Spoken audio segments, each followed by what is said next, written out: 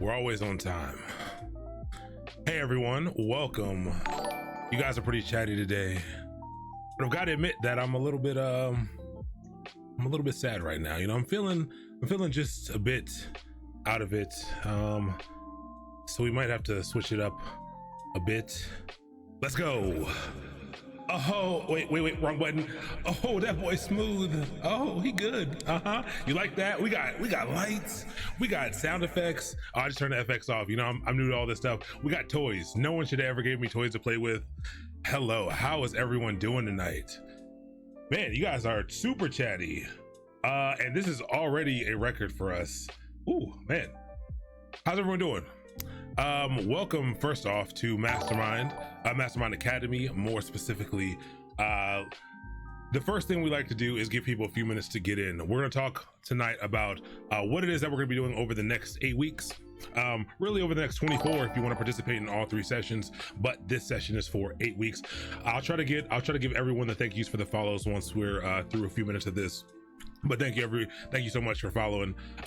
But what I want everyone to do is to first let me know where you're tuning in from. I know people already started it, but I want to know where you guys are from. I'm here in Baltimore, Maryland. You'll learn a little bit more about me in a second. What's up, Baba Cat? Thank you so much for the tier 1 sub. Thank you so much.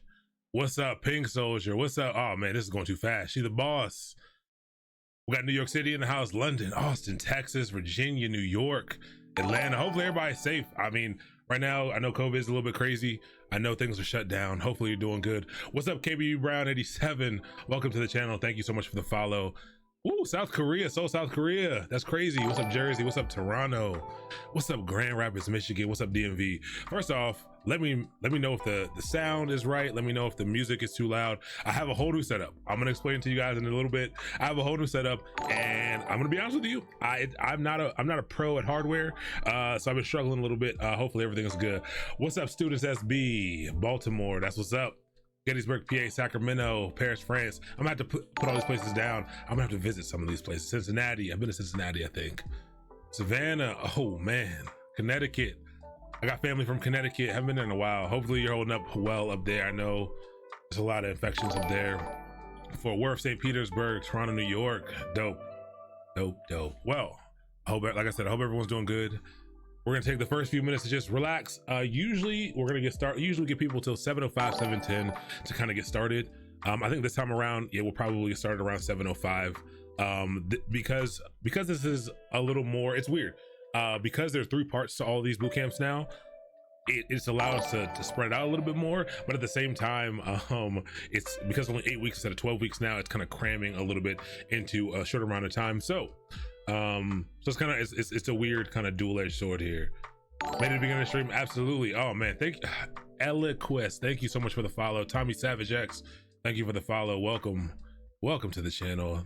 Oh yeah. It's a vibe. You know, we're trying to, you know, I always said I would, every time we did this, I would do my best to make it better and better and better. So yeah, so we have the new camera view, so you can just see me here, but we do have a few other views, and I don't think the whiteboard one's working right now. We have a whiteboard. Some people have seen it already for some of the Saturday sessions. We haven't been streaming much since the end of the last series of boot camps, which ended in March, but we do have a whiteboard now, which is an iPad. But right now we're gonna go to the main screen. This is what you're gonna be seeing most of the time. Yeah, it's good. Thanks in advance. He's a man for this. Absolutely. Geo Popos, hey, tier 2, thank you so much. I really appreciate it. Actually, do I have did they get approved yet? So if you're sub to the channel, we're talking about this in a second too. I have emotes now. I just uploaded them yesterday, and I wasn't sure if they were gonna finish in time. Thank you, Purple Shadow, so much for the bits. Thank you for the cheer. All right, let's get going. I'm gonna try to get you guys out of here in a reasonable amount of time tonight. Hopefully I'm always wrong. If you've been to any of the previous boot camps or participated in anything else, I struggle with you know, every time I say it's gonna go short, that we're gonna get a little time back in the night, we don't. So I'm gonna go ahead and get started right now, because there's already a lot of people. Usually we let people kind of stroll in. Twitch has a weird paradigm where sometimes like people kind of, you know, it takes people a little while to find it. And I like to give people time to, you know, get your food, sit back on your couch, relax, get comfortable. But here we go. Welcome to Mastermind Academy. So there's a number of things that we need to do right now. Tonight we're going to talk about, go over the syllabus a little bit. So there's gonna be 16 streams, and there's 16 classes here. We're going to cover a number of topics. This course in particular, this is the Horizons journey. This is the journey into cloud computing using AWS. We're going to talk about why we're using AWS. We're going to talk about the kind of money you can make, the jobs you can do.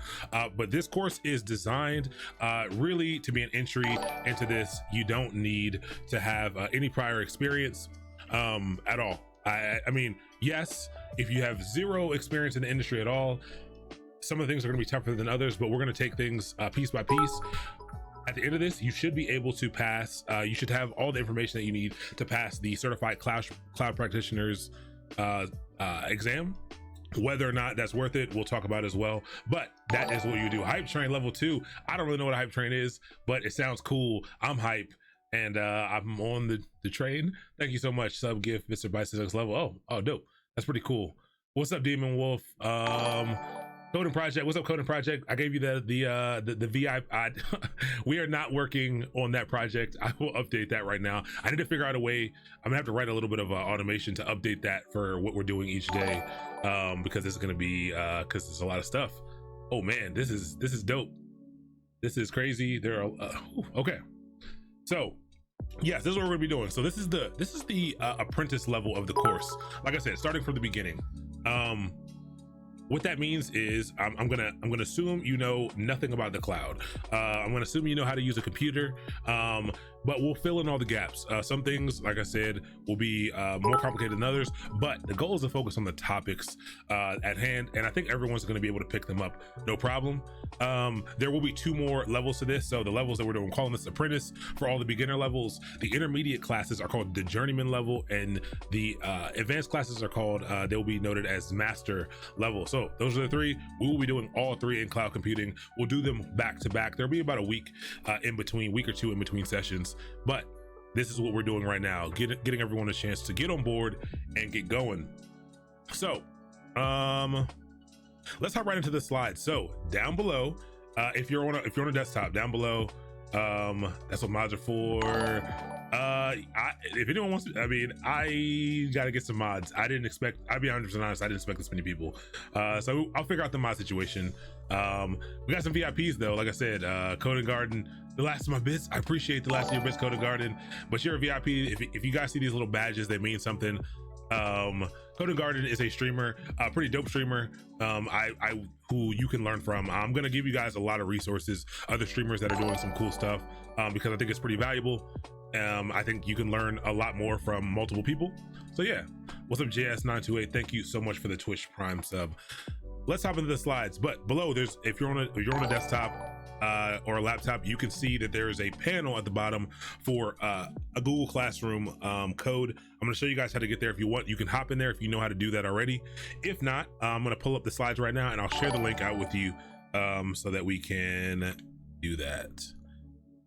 There are 2 sets of slides tonight, and that's kind of how most nights are going to go. Most nights are going to go, we'll start out with some simple slides. If my slides are not word heavy, at all, we'll run through the slides real quick to cover the high level concepts, and then we'll dive straight into putting those things into work so that you see exactly, put some context around the things that you just learned conceptually. Oh man, this hype train is pretty crazy. This is nuts. This is pretty wild. Man, in the UK, dope. What's up, Jordan Joe Cooper? Yeah, my project command is super duper outdated. We will, yeah, I'll definitely fix that. Okay, so welcome to Mastermind Academy. Let the journey begin. We are on a journey. Let's talk about what it is. So first, I want to introduce you to myself. My name is Aaron Brooks. You can call me AA Ron. If you're not familiar with where that AA Ron comes from, that is a link. As soon as you get access to the Google Classroom, you can click on that. Watch one of the greatest videos ever made by Key and Peele. So you feel free to call me that. I'll respond to it. But my name is Aaron. I'm a DevOps engineer and a technical lead. I still currently work for now at a software company in Baltimore called Fearless. You heard a lot about them. It's a pretty dope company. And they're responsible for, they're partially responsible for this this setup, how this is going right now. This kind of wouldn't be a thing without them. So they're pretty dope. I'll talk to you more about them as well. I probably won't be with them through the end of the year. I'm actually going to be I'm going to be doing this full time. I'll explain to you more about what Mastermind is, but yeah, I'll be doing this full time. I'm 30. I just turned 30 this year. You know, I got to spend my 30th birthday actually streaming on a Saturday stream. Was pretty dope. I did a Code and Coffee stream. Thank you so much, Code and Garden, for the gifted subs. Oh my gosh, 100%. I don't even know what that means, but we did it. Hype train, 100%. That's dope. But yeah, I'm a technical lead there at a software company. I have about 8 years of industry experience. So I put the, you know, kind of 8 years of industry experience because depending on what you consider industry experience, I may have closer to 11.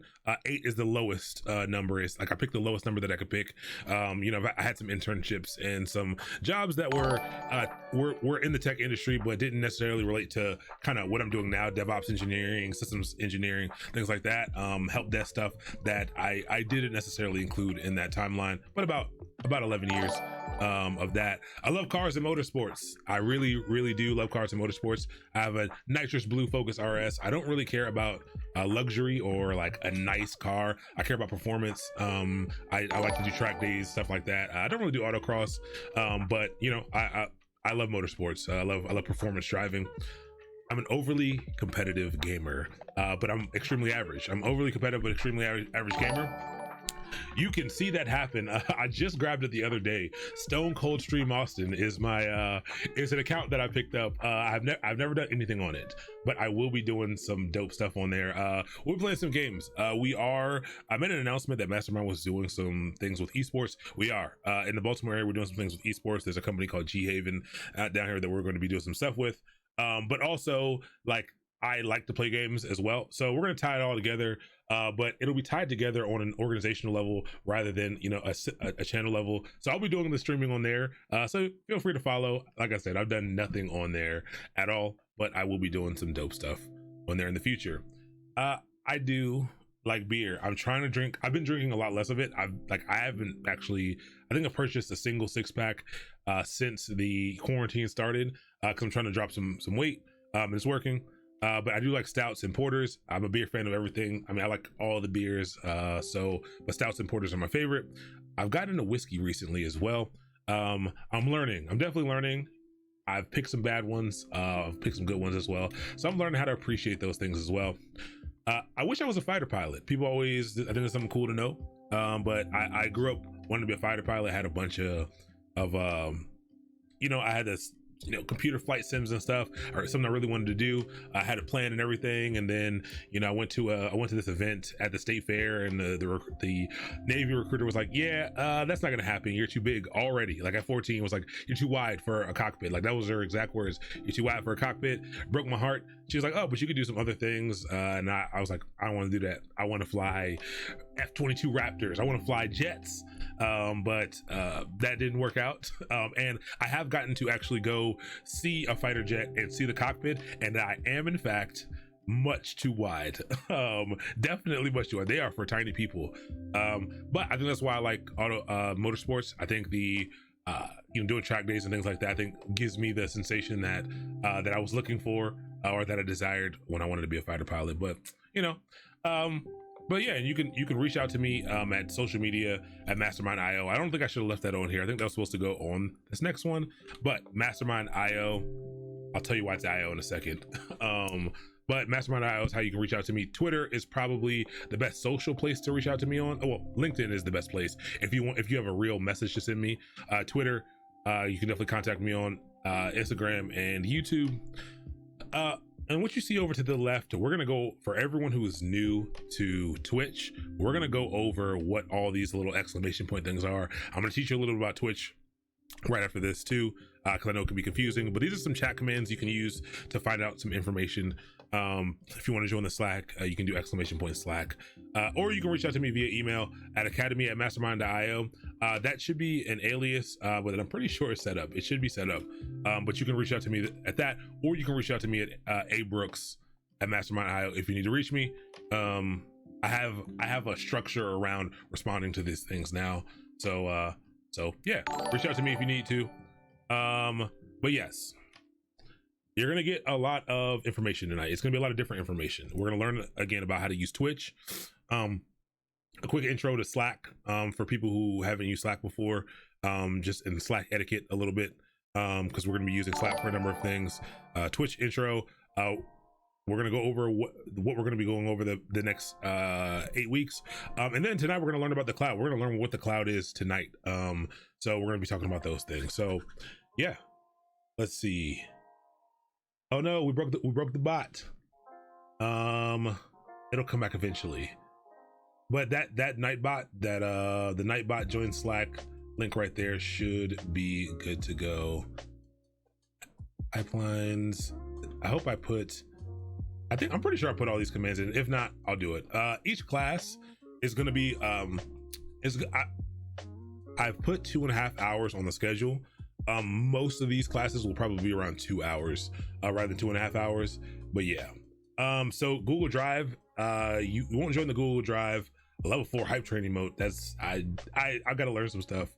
The Google Classroom links are in the bottom. I'm going to share those because I'm going to show you how to actually join Google Classroom, and that's how you get access to these slides. These slides are like released right now underneath the Horizons bootcamp right now. But let me just send you a link to this as well before you, so that you don't have to step away to look into doing that. Anyone with a link can view. Copy link. All right, everyone click on it before it goes away. I'll try to share it again, but that'll let you into these slides. All right, so Twitch intro. Why are we using Twitch? Twitch is a game streaming platform. I forgot who it was created by, but it is now owned by AWS or Amazon. It's owned by Amazon. They purchased it for a lot of money. I want to say like $1 billion or something, but they purchased it a few years back. And so it's designed for game streaming, but people do some other things on Twitch. But we're using Twitch due to the level of interaction. You can see in the chat, there's a ton of interaction going on, and I thought it would be a good idea to utilize that, for during a teaching platform. So yeah, we tried it out. We ran a pilot of it in August last year, and it worked out pretty well. We're still learning how to use it. Well, I'm definitely still learning how to use it, but that is why we're using it. It is an Amazon Prime it's an Amazon company. So if you have Amazon Prime, there are a few perks that you have that I'll share in a second as well. But one of the big things that people care about, run that command or any other mod. Hold on real quick. That worked.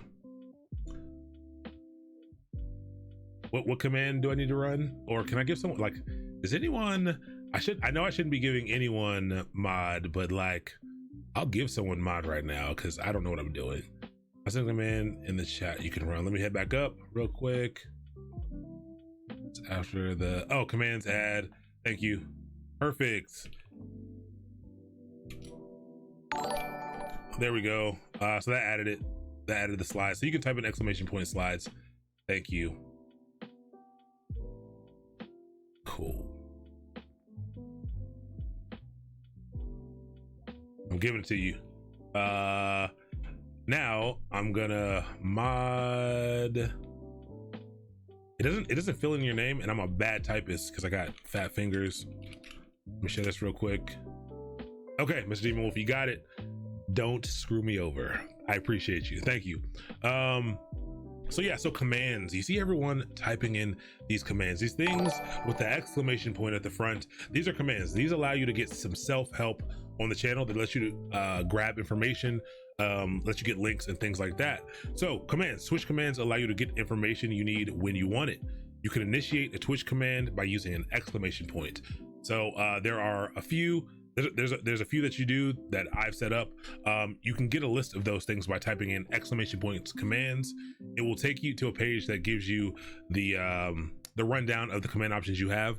New commands will get added often. They'll get added real time. Sometimes, like we just added a slides command, so you can grab those things. but you can try some.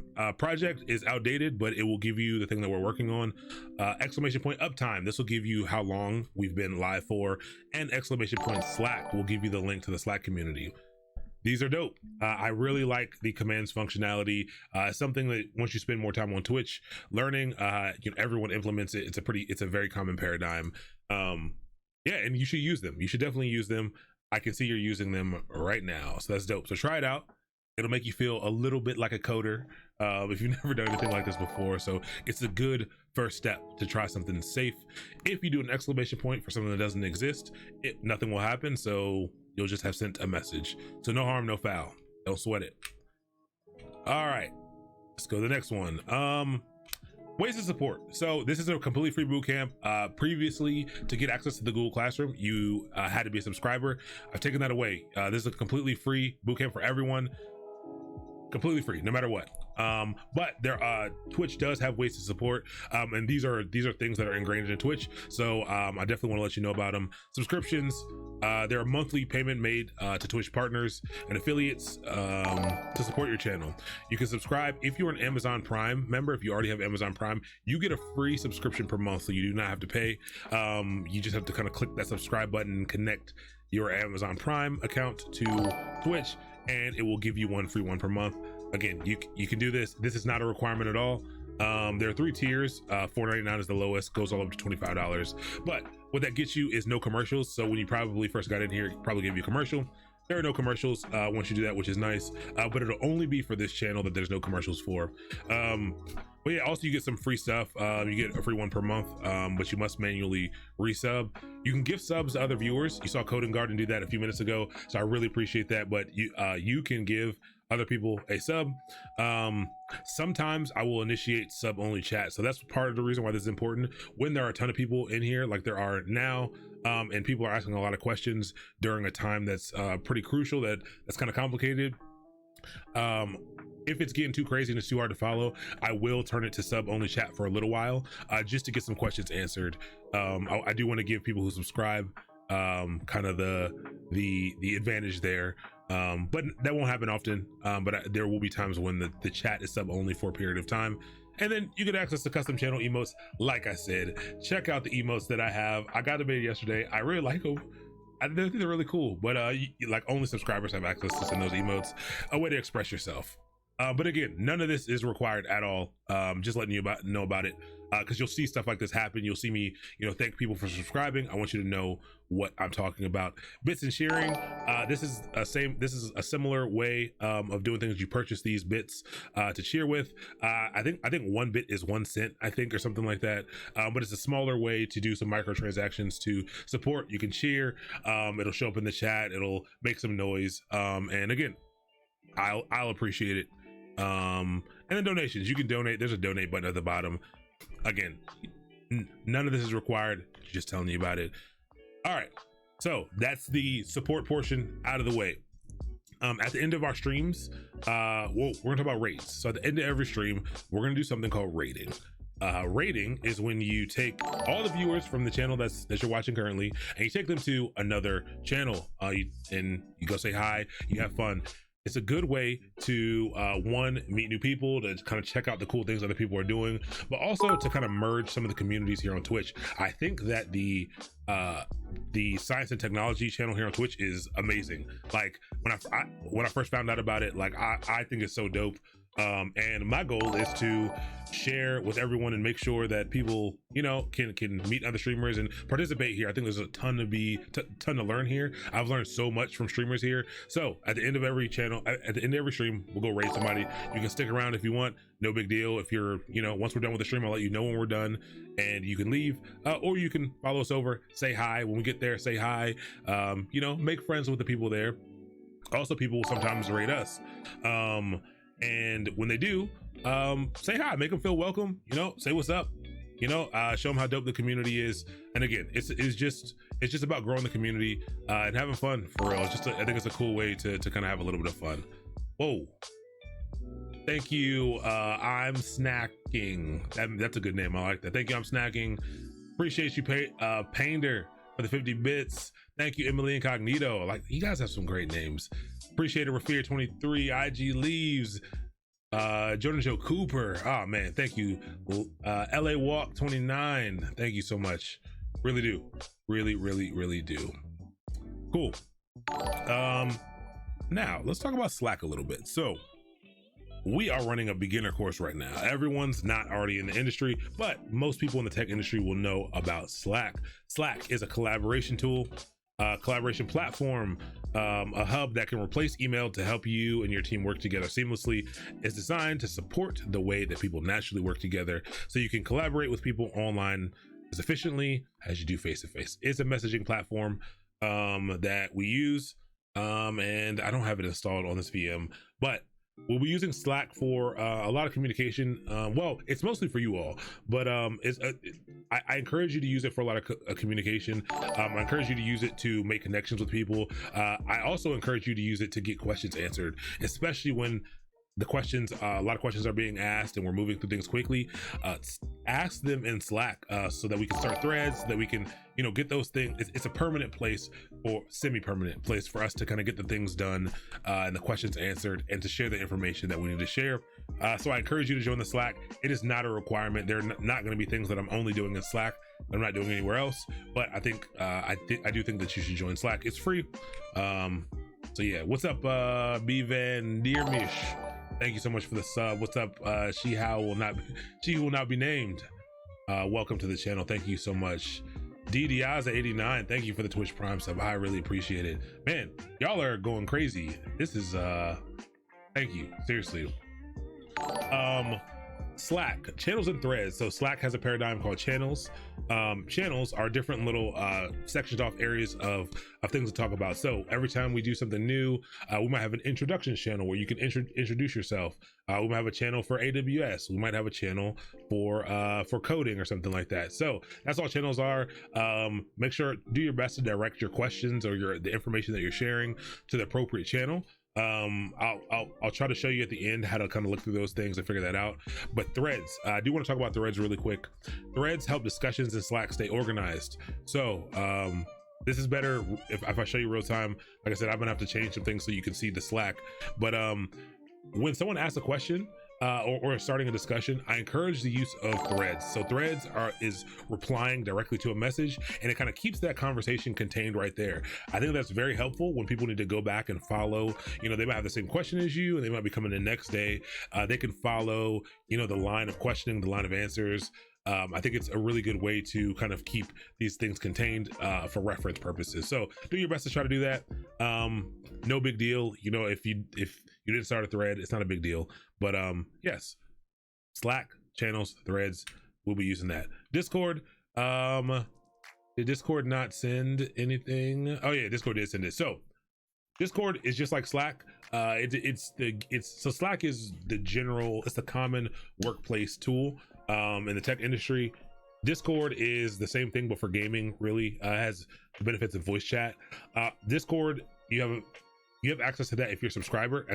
!Discord should in fact give you the link for that. It automatically, Twitch does something, there's like some integrations, and it will automatically determine who's subbed and who's not. So if you're subbed, you have access to that. I will be placing some priority focus in the Discord as well, just because so many questions and things get asked. Me and Terrence will definitely be spending some time in Discord before we hit Slack, but we'll be doing stuff in both for sure. I'll talk to you about Terrence a little bit as well. Yeah, and I think that's it. That's it for the Twitch introduction. Any questions before we move on to kind of things specifically about this course, and before we start talking about the cloud? How are we doing on time? 7:29. Perfect. I love it. All right, it takes a few minutes to recognize your sub on Discord. Yeah, I don't think it'll take you straight to the Discord. I think it does take a few minutes to recognize your sub, so thank you for that. Usually you all see me drinking a little bit of LaCroix on here. I don't have any today, but I'm gonna grab some because on this channel we're fancy. We're working on a LaCroix sponsorship. We have no idea if LaCroix even sponsors people, but we're working on it. It's really funny because there's another big streamer called the Prime Again, and we'll rate him sometimes. He's just wild dude, super smart. But he's apparently, I didn't even know, but he's been trying to get a LaCroix sponsorship too as well, which I think was pretty interesting. It is not a coding garden. It's not a real thing. It started one day because I was just drinking it because we get free LaCroix in the office, and I was just drinking it because it was there. It's something to keep me, alert throughout the streams. And yeah, it became a whole thing. We did a whole little sponsorship submission. We'll see. They never got back to us, but we'll see. Okay, now we're on the part. Now we're getting to the course itself. What are the expectations of this course? You see what you expect to see, Severus. This is a Harry Potter quote. I'm hoping you guys know who Harry Potter is. If not, that's a little bit weird. You should find out who Harry Potter is. But yes, what do I want you to take away from this course? I think this is very important. I think setting expectations is very important. Primary things. One, I want you to have a strong understanding of the bootcamp discipline. And so now we're running multiple bootcamps. This bootcamp discipline, again, is AWS, cloud computing with AWS. So at the end of this, I want you to have a strong understanding of what the cloud is, and what AWS is and what problems it solves. And I fully intend for you to have that. I want you to take away where this discipline fits into the tech industry. I want you to know where, cloud computing, again, where it solves problems, what kind of jobs you can get with it. I want you to know where it exists, within the industry. There's a lot of different disciplines in the tech industry, and we'll contextualize some of that stuff for you, but I want you to understand that. I want you to know how to use the discipline to solve real problems. I want you to understand how to use AWS to solve problems. I think that's why people pay so much for all of these technical skills, is because you can use these technical skills to solve problems. On their own, the technical skills are stupid. Not stupid, they just don't do anything. They do something when you put them together to solve problems. And then I want you to take away like a realistic, understandable path to entering the industry utilizing the tools that you learn. So there's a lot of people who join this course who are trying to change industries, and I want you to realize a path forward. I want to help you see a path forward and understand some of the things that you need to do to kind of get there, and for you to know that like you 100% can do it. And just know what steps to take next. Secondary things, those are the primary objectives that I really want you to focus on, and that I'm going to focus on making sure you understand. Secondary objectives, they're secondary, but I think they're equally as important, but you kind of gotta let them go on the back burner to the primary ones, but I think they're equally as important, and I think we'll get to some of this stuff. Secondary, an understanding of how to approach learning new concepts and technologies. The tech industry is ever changing. You're gonna constantly be learning new stuff. It is scary at first, it's overwhelming at first, but it gets easier and easier and easier. The more you pick up, the easier it is to pick up new concepts. You'll start to learn that most things share a lot of concepts. You'll learn that there are rules that these things follow, the technology has to follow. So I want you to, hopefully through this process, you can understand how to approach some of these things. Number 2 is a big one. I want you to become at peace with being confused or lost. You will be confused or lost often. I'm confused and lost often. So I want you to know that as well. But I want you to become at peace with it. It'll be uncomfortable getting there. There'll be a lot of times when you're like, I don't know what is happening right now, but that's okay. Keep taking in the information, keep picking up what you can pick up. And then sometimes we'll move on, and then we'll say something in the next piece, and it ignites something back in you. Like, oh, like, okay, now I get that. So it's just, hopefully you'll learn to be at peace being confused or lost. 3 is the realization that nobody knows it all. I really want you to know that. You're going to see some arguments start in the chat because things are unclear, and then you're going to see me be like, I thought if I did this, it would work, but it doesn't work. One of the biggest problems with people trying to get into the tech industry or move into something is assuming that everyone else knows this stuff that you don't know, that like knows the stuff you're trying to pick up. Not at all. Not at all. No one knows all of it. So don't sweat it. Pick up what you can. Just keep adding tools to the tool belt. That's all it is. One step at a time. Just pick up a new tool, learn how to use it, pick up a new tool, learn how to use it, pick up a new tool, learn how to use it. That's all you got to do. A strong belief that tech is for you and that you can thrive in it. So a lot of people, I think media has done a bad job of talking about what the tech industry is. Everyone thinks you're gonna be a coder sitting in a back room, hacking people's computers, with no friends, and you're gonna be 500 pounds, and all that stuff I think is bad. People think you need to be amazingly the smartest person in the world. You need to know all the mathematics. Not at all. Not at all. I'm not very smart, and I've been thriving in tech for a long time. But yeah, it is for everyone. There's a space here for you, and you can do it. And then the last thing is very important, but I need you to know how to use memes properly. You're gonna learn some proper dope meme usage. If you have no idea what that is, get ready to learn, because I use memes heavily. Is having an AWS account mandatory? Mandatory is a tough word. I highly encourage you to get an AWS account. We're gonna talk more about that. The thing that sucks about that is that you need a credit card or a debit card. And I know some people are like, oh, well, everything that we're gonna do is free. It's gonna cost you nothing. We're using all free tier. They'll tell you, that when you get to the page, they'll let you know that, hey, you can use all the free tier stuff, but they do require you to put in a password, because then there will be all kinds of spammers and scammers if you didn't put in a credit card. I understand why they make you do it. It is unfortunate. It's definitely unfortunate. So that is something that that I highly encourage. But you can still pick up the concepts. You can still pick up all the concepts without it. It'll just be a lot tougher, to be honest. It's easier when you can kind of get hands on and touch the stuff. But yeah, no, you should not already have an AWS account up and running. We'll take time for that. Like I said, this is designed to start from you not knowing anything or having done anything. So what I expect to see, so those are the things that you should expect from this. These are the things that I want you to take away. But here's what I expect to see. You guys already got this covered. Active engagement, killing it. I'm telling you, as with most things in life, you get out what you put in. I highly encourage you to be actively engaged in the things that we're doing. Again, we're gonna try to make it fun. We're gonna be listening to music. We're gonna be making jokes. We're gonna be like, we're not gonna be super strict about things. And I think you'll get a lot more out of it if you actively engage on Slack, social media, whatever. I think it'll help you learn, and I think it'll make it fun. Second one, ask questions. No question is a dumb question. It is going to be, it's going to be interesting, and I have some methods to go about this, but queuing up questions and making sure those get answered. We're probably going to start taking, doing like a Pomodoro style stuff. So maybe we'll teach for 20 minutes. We'll go over concepts and run through hands-on stuff for 20 minutes and stop for 5 minutes to take questions. And 20 minutes, 5 minutes on and off, like that might help. We'll figure out how to get all the questions answered properly. But ask questions, seriously. Ask them in a Slack as well. But I also encourage you all to answer questions. A lot of you know things that I don't know.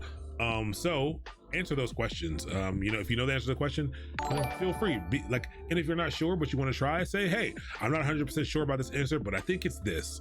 And I think that's very valuable. I think helping out your fellow classmates, I don't even know what to call you all, your fellow chatters, I think is super dope. Even if you just learned it, it's okay.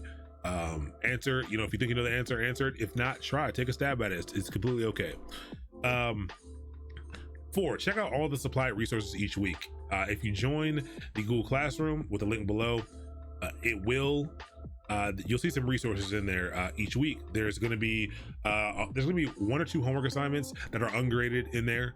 There's going to be a number of resources, materials, like there's going to be YouTube videos, articles, things like that I think is super valuable if you check out. But again, all ungraded. They're just resources for you.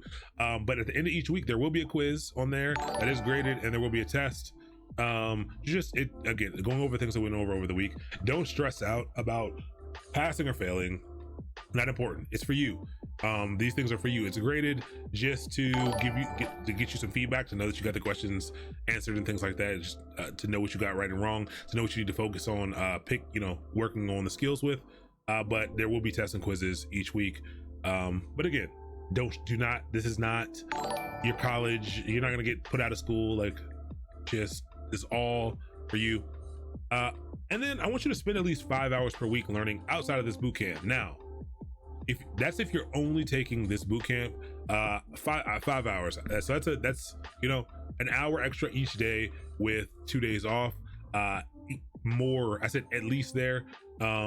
Just learning, even if it's just rewatching the video and looking up the terms and stuff in the video that we talked about that you weren't familiar with. Maybe somebody said something in the chat and maybe people were having a conversation and you didn't know what that was. Write it down. Go look it up. Watch some videos about the topics that we covered. Dive back in, redo the stuff, submit the learning that we've done over the past week.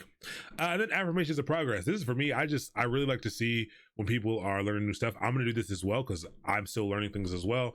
But as you're kind of picking up things when you're studying, take a picture of what you're doing.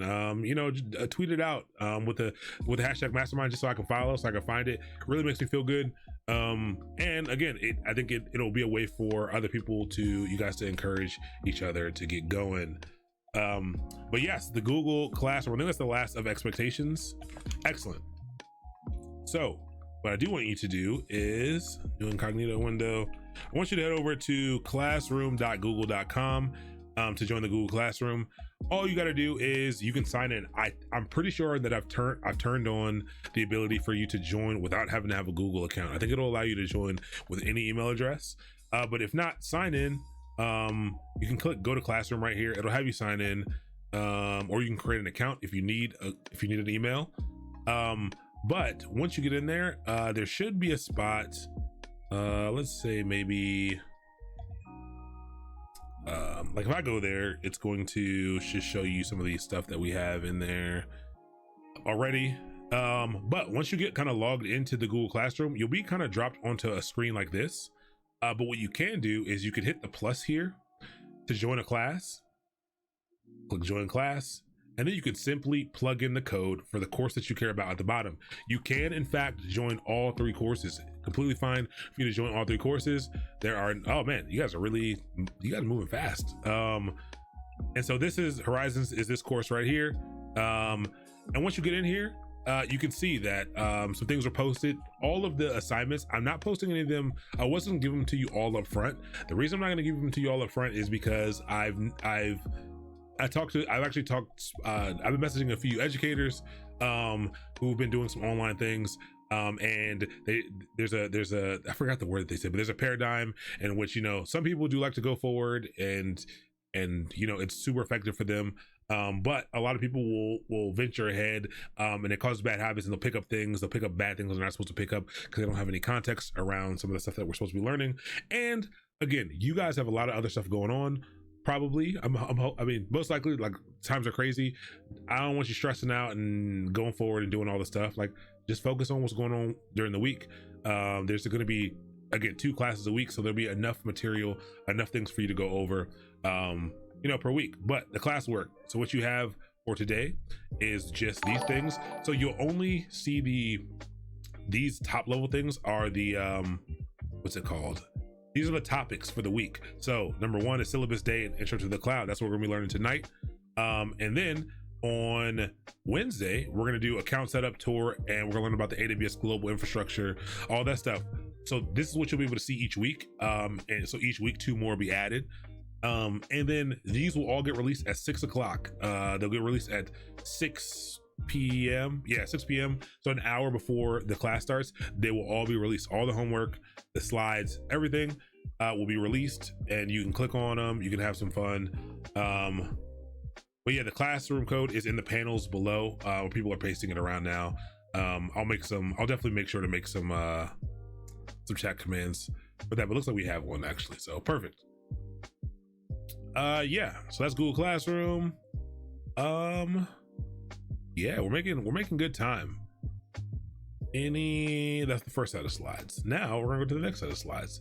So take a break, take a little, relax, take in what we've learned so far. We haven't really learned that much, but if you have any questions so far about Twitch, if you have any questions about Slack, if you have any questions about Discord, or kind of how the structure of things, how it's gonna work, we're gonna dive into the cloud stuff right after this.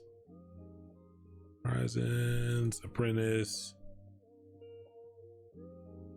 All right, no, this is the wrong one. It is this one.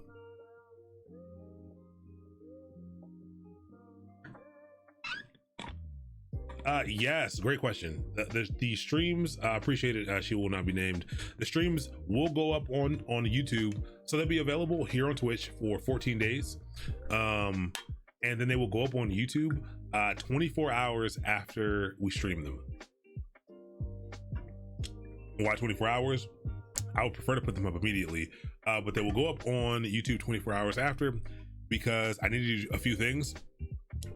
Usually my intro music is people don't like having all that intro, so I usually clip that off and then I have to export it.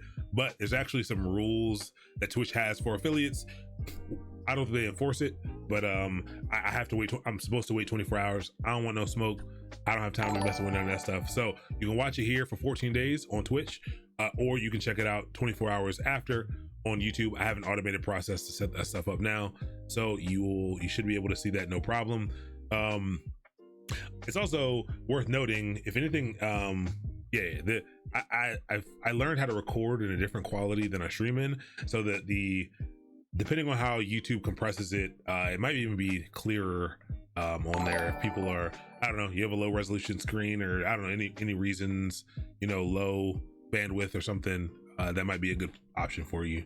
I know there were some people from other countries who were saying before, because I was streaming at such a high bit rate, I think it was causing some problems. I've reduced that bit rate by like 55%. I'm hoping that it's working for you. So definitely, if you have had problems with the stream where you're located before, let me know once the stream is over, how the setup is for you now. I'm trying to get it into a good place so that everyone can do that. Okay, here we go. Here we go. Let's do this. So finally, we've gone through all of the of the preliminary things, but this is what you came for. You came to learn about the cloud. So, intro to the cloud, someone else's computer. That's all the cloud is. It's just someone else's computer. Now, also worth noting that the cloud is what AWS, the cloud is. These are the kind of things that I'm pretty passionate about, that I know a lot about, that I deal with every day. Like we said before, everyone doesn't know everything. So through some of these boot camps, we'll get to places, and I'll tell you right up front, like, hey, this is something I know about, but I'm not a pro. Just so you have proper expectations, the cloud is something I know about really well. So if you have any questions, go ahead and ask me about them. But what the heck is the cloud? Everyone talks about the cloud. Everyone has a cloud service, iCloud and Microsoft, what do they call theirs? OneDrive. Everybody's got a cloud service. Verizon tries to get you to use theirs. T-Mobile tries to get you to use theirs. Everyone's got them. But what is it? The cloud. It is a distributed network of computing resources. I know, I understand. That doesn't mean anything to you. That might not mean anything to you. For some people, that might be like, got it. That makes sense. Other people, hey, I have no idea what that means. So let's break that down a little bit. Distributed, that means it is not in one location. It's not centralized, it's distributed. So it is actually around the world. And we'll talk about where those places are, but it's distributed computing systems. So computers that are distributed around the world, different countries, different states, all that stuff. And the network together. So when it says networks, computing resources, that means that they are networked so that they can communicate. So network just allows computing resources to speak to each other over various protocols. But that just means we've got a network of computers around the world that can all speak to each other.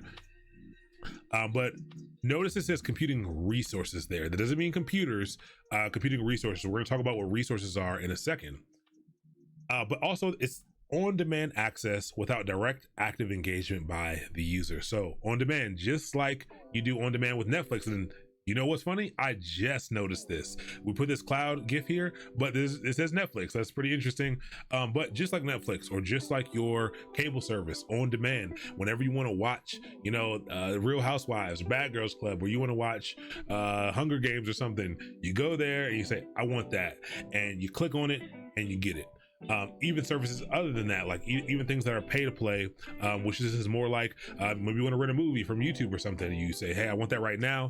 I'll click it, I'll pay for it, and I will immediately get it. The cloud is that way. You have on-demand access to these computing resources without direct active management by the user. So these are things that you don't have to do anything to get. You say, hey, I want this, and it is given to you. Now you may have to intervene to set it up the way that you want to, but you do not have to do any of the manual processes to get it. You just ask for it. All right, so we said distributed networked computing resources. What are computing resources? What does that mean?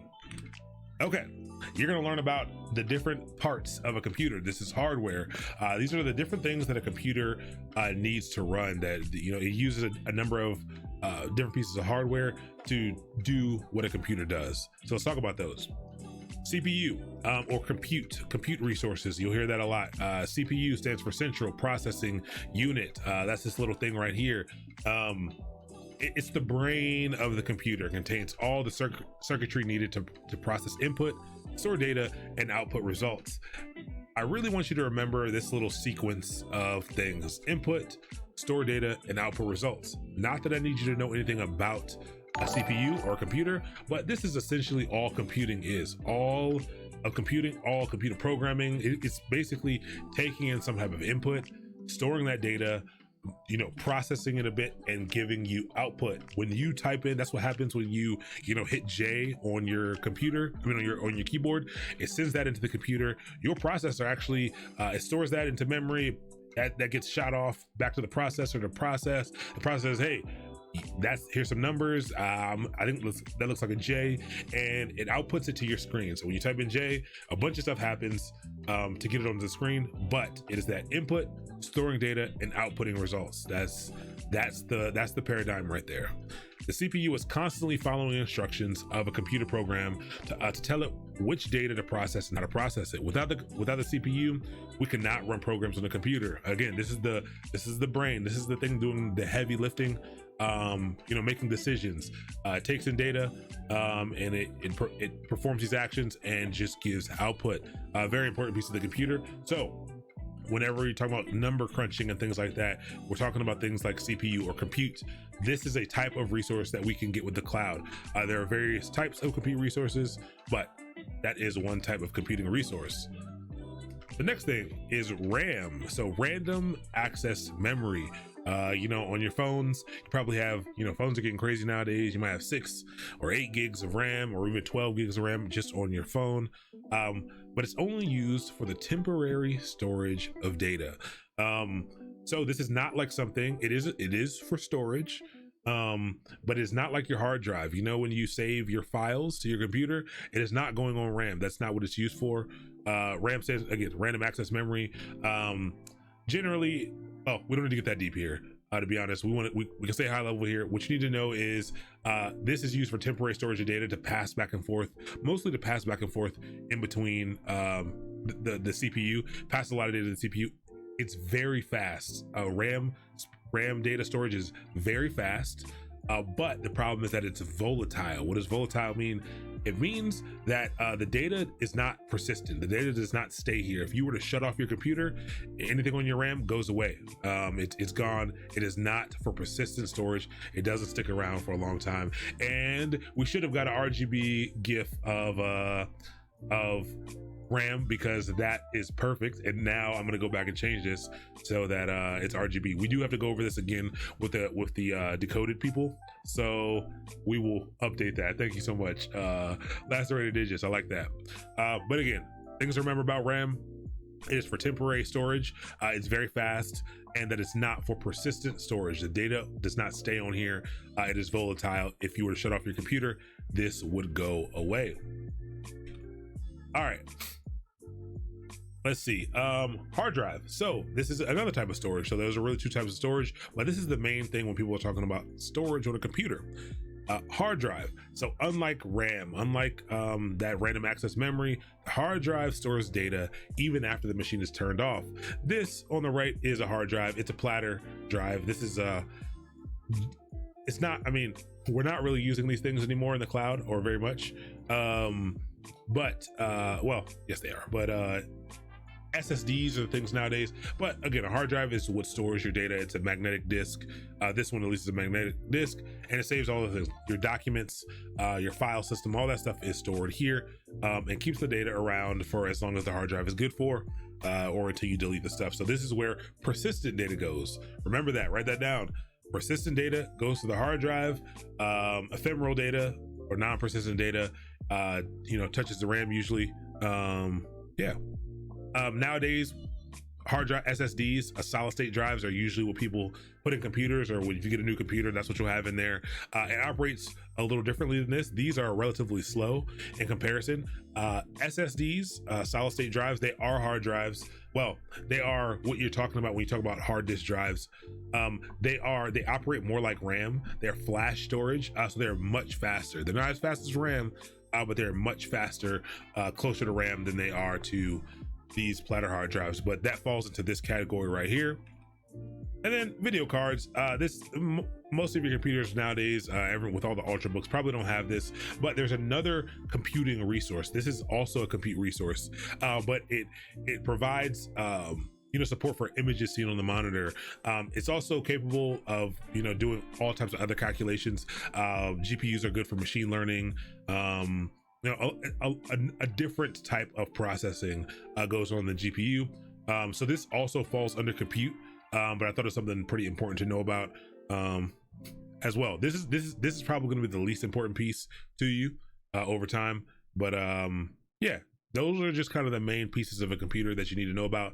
Don't really need to know about the motherboard or anything like that, because these are kind of the main computing resources that the cloud allows you to grab on demand. So like, you don't need to grab a whole computer anymore. I don't need to say, hey, cloud, give me a computer. You say, hey, cloud, I need to be able to process some data.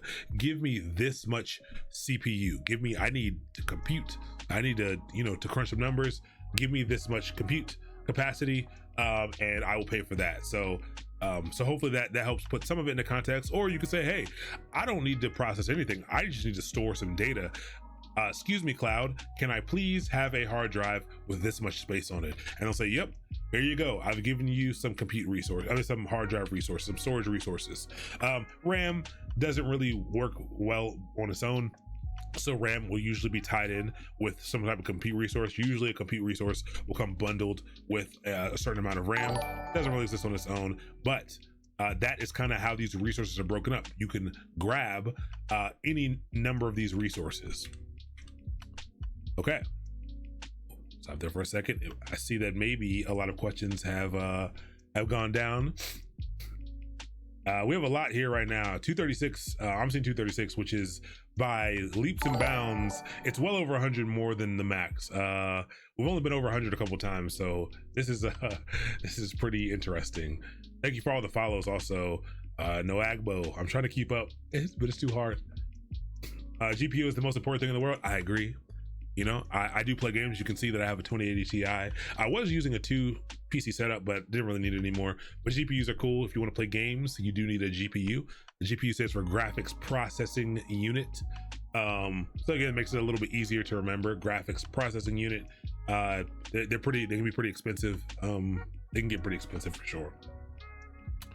Yeah, you guys have already answered the RGB. Yeah, it stands for red, green, blue. That's just whenever you see all the lights and stuff on gaming computers and all that stuff, that's all they're talking about. When they talk about RGB, they're putting RGB in everything, including chairs. I kind of wanted to get one as a joke, but I did not because I didn't want to waste my money. But yeah. All right. So, little recap of the just things that we just learned. We just learned that the cloud is a distributed network of computing resources, and then we learned about what those resources are. So CPU, the processing units, RAM, the random access memory, that short-term, very fast, volatile memory. We learned about hard drives, where we can store data persistently, where we can keep data around.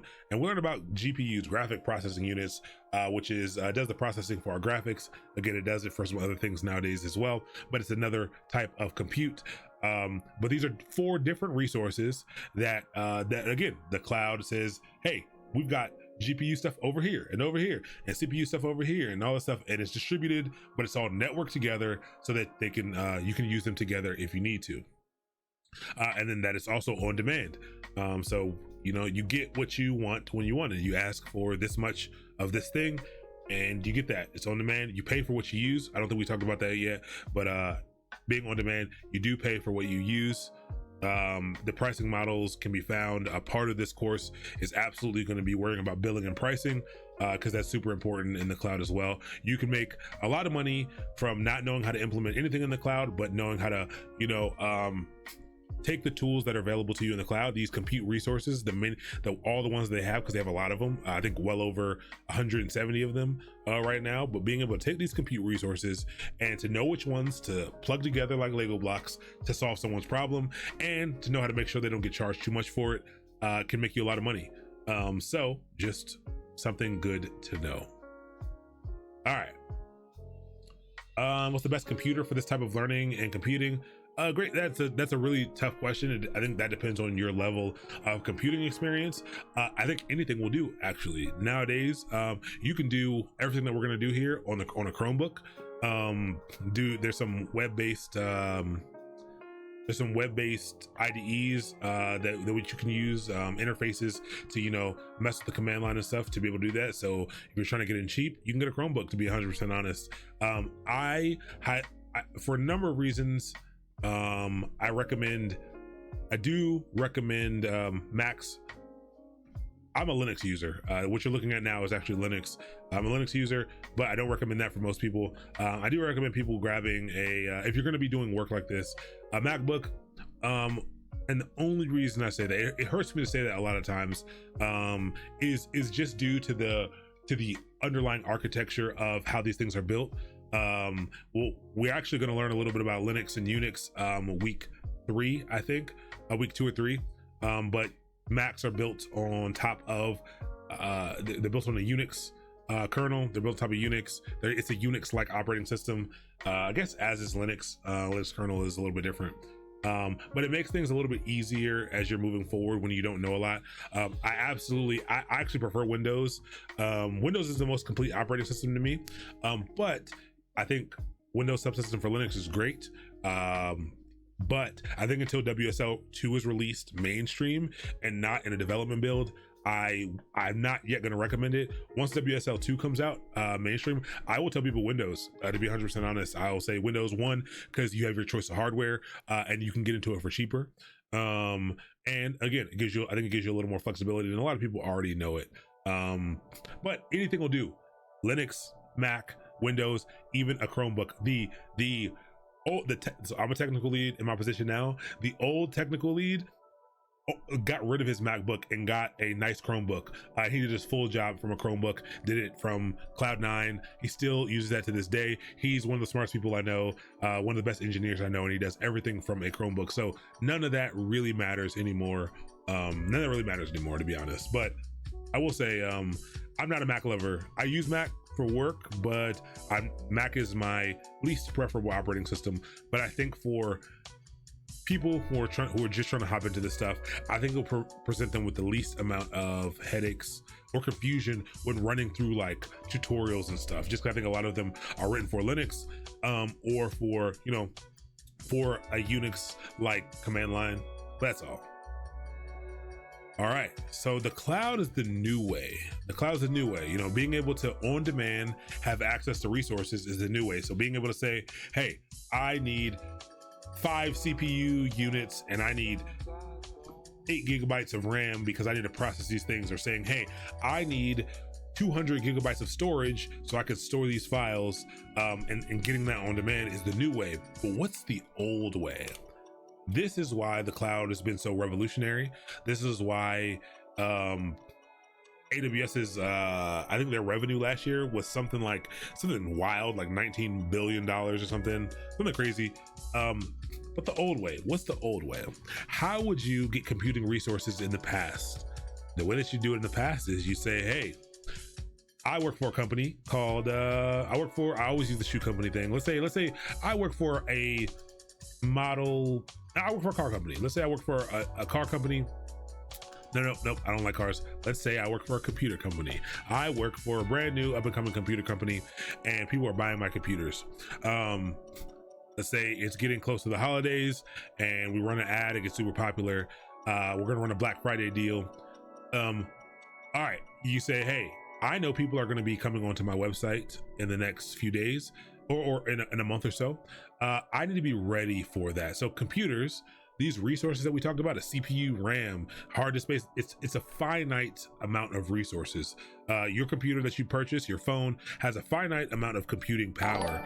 To be able to serve a bunch of people, you need a certain amount of power. You know, if you get too many users to support that, you need more power. How would you get it in the past? What you would do is you would say, cool, I need some servers. Let's go to Dell.com and let's configure some servers. So we'll get here and we'll get over here and we'll go all the way down to the servers and storage place. And you'll say, all right, we already have 10 servers. I need, let's say, I have no idea how many more I really need. I'm gonna make a best guess. I wanna make sure our site doesn't go down. So I'm gonna click servers and I'm gonna buy 5 more servers. And I'm gonna go in here and I'm gonna figure out what I need. And I'm gonna grab a rack server. I'm gonna get the one that's starting at 1,000. That seems good to me. And you know, I have no idea what I'm looking at. I have no idea what these different processes are. And I want this, and now I need to configure it. I need 5 of them, but I don't know how much I need. I don't know how many people I'm expecting. I don't know any of that stuff. So, you know, I'm gonna look through, I'm gonna make a best guess. I'm gonna look at the things that I'll look at the systems that we currently have. I'm gonna look at, you know, how they're being utilized. And I'm gonna make a best guess here. And I'm gonna configure a server accordingly. So let's go in here. And is it gonna let me add multiple? And I didn't really configure anything. I can click a bunch of stuff, click all around, and I configure it the way that I want, give it the amount of RAM that I want, all these resources. So these are the resources here. Your CPU, your processor is a resource. That's your compute units. And probably in here somewhere I can set how much RAM I'm using. So memory type, so this is your RAM here. Another resource, and I'm figuring out how much resources I need, or how many resources I need. And when I get done, I say this is good. Again, I'm making the best guess. I add it to cart. Let's say I add 5 of these. You know, I'm not gonna do math in my head because I'll be wrong, and you guys will tell me I'm wrong. So I want to discard. Let's go 32. And this is cheap, actually. This is a pretty cheap server, to be honest.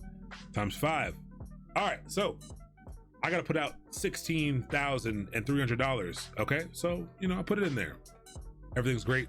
These things now have to get shipped to me. So I gotta make sure to do it with enough time. You know, maybe we're 2 months out. I put in my order. Hopefully I get them in time. But let's say it takes 4 or 5 weeks for these servers to get built, configured, and shipped to me. They get delivered. All good. I got them. I'm already 5 weeks in. Usually they come with nothing on it. Usually they come with no operating system. Because generally you're gonna have to do it. So, you know, generally come with this. I could have added one of these options, but it gets here. Now we have to take the server, we have to hook it up to a rack, we have to put it on a rack, a big server rack. I'll show you guys a server rack.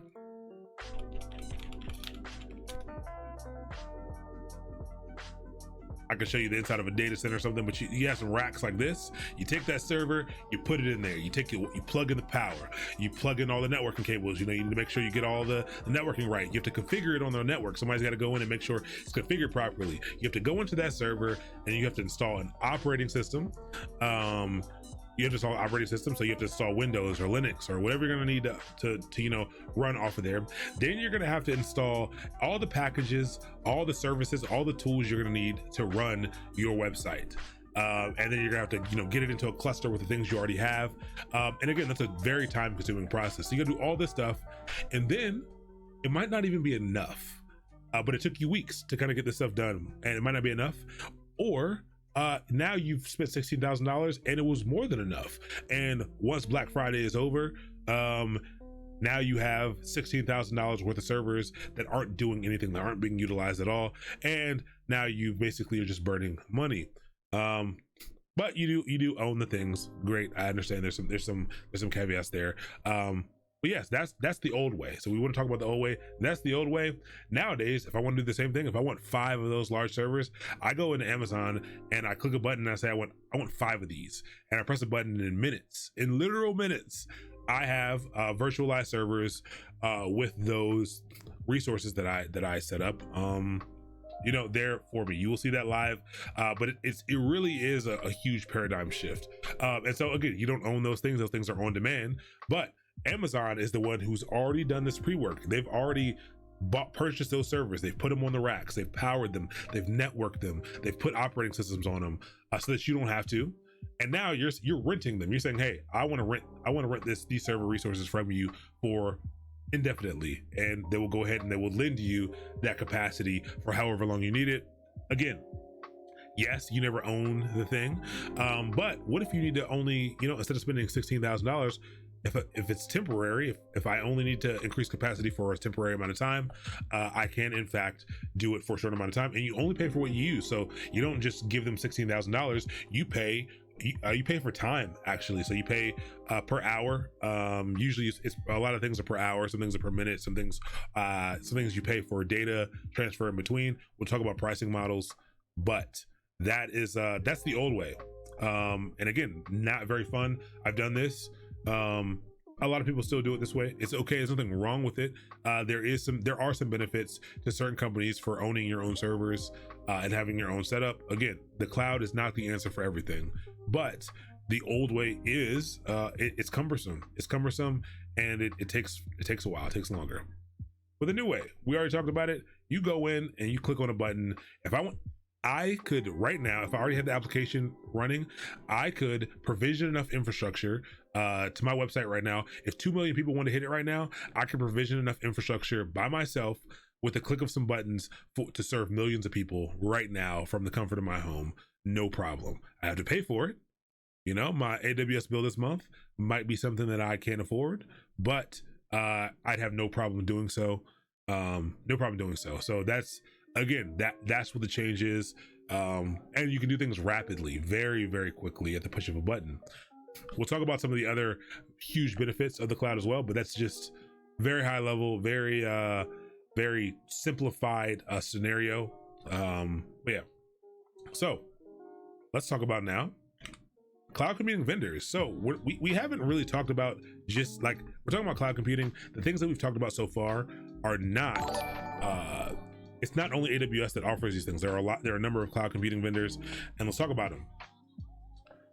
These are the big three. There are more than this, but these are the big three. On the left, top left, we actually have Microsoft Azure. You've probably seen that before. Microsoft, we all know who Microsoft is. They have their own cloud computing platform called Azure. Cool. I like Azure. They're all different, but they follow the same paradigms. The concepts that you learn from this AWS bootcamp, the high level concepts are absolutely applicable to Azure, but the way that you implement things and the way that Azure implements some things is going to be different. So you will not be an Azure pro at the end of this, but you will understand what Azure is, what it does, and how to it'll make it easy for you to hop into it. Obviously on the right, we have AWS, which is Amazon Web Services. This is in fact the Amazon that you know, the people who delivered your books, but now they deliver everything else to your house. They are lending us all of their infrastructure. And the one on the bottom is Google Cloud Platform. Google has their own cloud platform as well, as they would. But there are a number of other cloud providers who are making a lot of money. There's Oracle Cloud. There's people like DigitalOcean, Linode, all of it. There's the number of them.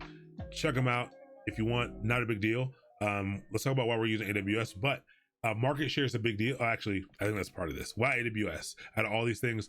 And this is probably the biggest, this is the biggest reason right here.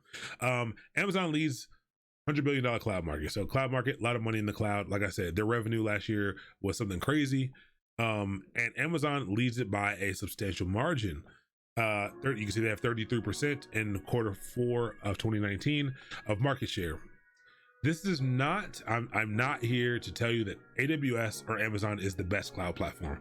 I'm not saying that at all, at all. I do like AWS. It's the one that I've used the most. But I've used most of these other ones as well. And I think they have things that are very beneficial. And so again, it's not because Amazon is the best. It is because it is the biggest right now. And why does that matter? That matters because that means that there are jobs for it. If it's got this much market share, that's because companies are using it, and that means there are jobs for it. It'll be easier to get a job using AWS than it will be for one of the other ones. Again, that does lead to some things like market saturation, that you are going to be competing against more people because more people are going to be going into AWS. You can make a lot of money by specializing in things like some of the smaller cloud platforms, Google and Microsoft, and they're not even smaller. You can see they're still big. Number two, like it's pretty wild actually. But I do think for a beginner course, I think using Amazon is pretty helpful. And again, the amount of opportunities that are going to be close to you, I think are pretty valuable. That's the reason why we're using Amazon. Anything else? And then the last thing, so this is specifically for a cloud engineer. I know that all of you do not want to be cloud engineers. Absolutely not a big deal. I put this on here because cloud engineering sounds scary.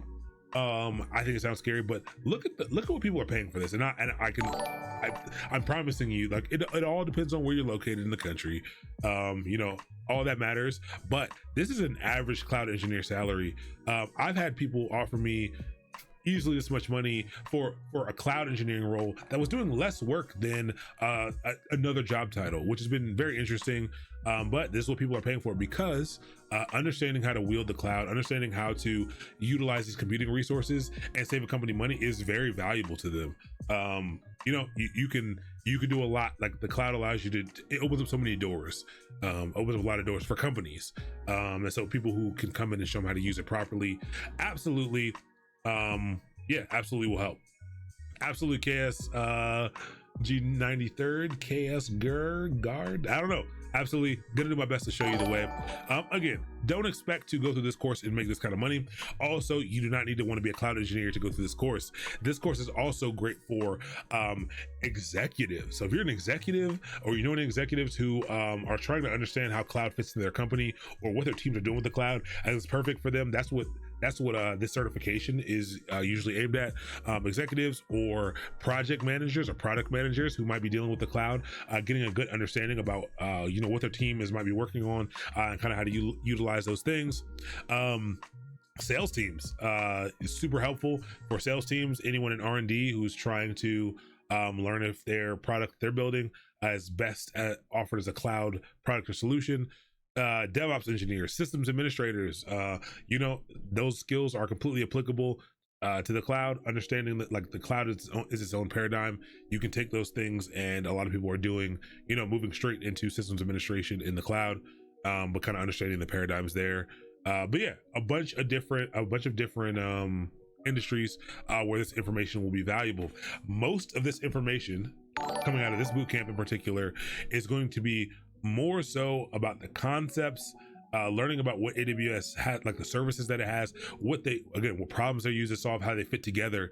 That is the most, and like, it's interesting that you learn the stuff up front, because this to me is the most important piece of anything, learning how to use the tools to solve the problem. We'll absolutely be getting hands-on, but we're not going to be doing a lot of like cloud automation or anything like that in this course. Again, this is the first of 3, and then we'll go in order. So 8 weeks, then we'll move on to the intermediate, to the journeyman level, 8 weeks, and then we'll go on to the advanced 8 weeks. And all of them, so this will help you with the cloud practitioner certification. The next one will be tied around the developer and the solutions architect associate exams. It'll cover those topics, but it'll actually go a little deeper than that, and we'll get really hands-on. And then the advanced course it's the only one of the 3 that I don't think I can like confidently tell you'll be ready to take the Solutions Architect Pro exam for, just because that test is so intricate and industry knowledge really helps, but it will cover almost all of the things for that. The DevOps course, if you're interested in the DevOps certification, I probably won't be like, there's super heavy overlap in all the AWS exams. I won't be covering the AWS or SysOps particularly, but the concepts that come out of here and the concepts that combined with the concepts that are coming out of the pipelines, a boot camp that we're going to be running on Saturdays, absolutely will get you into a good place to be able to approach those things no problem. Also, actually, what time is it now? There's a little bit more to go over, but let's actually take a look at the certifications really quick. And take a look at some of the other roles really quick. Man, I can't type. AWS certification.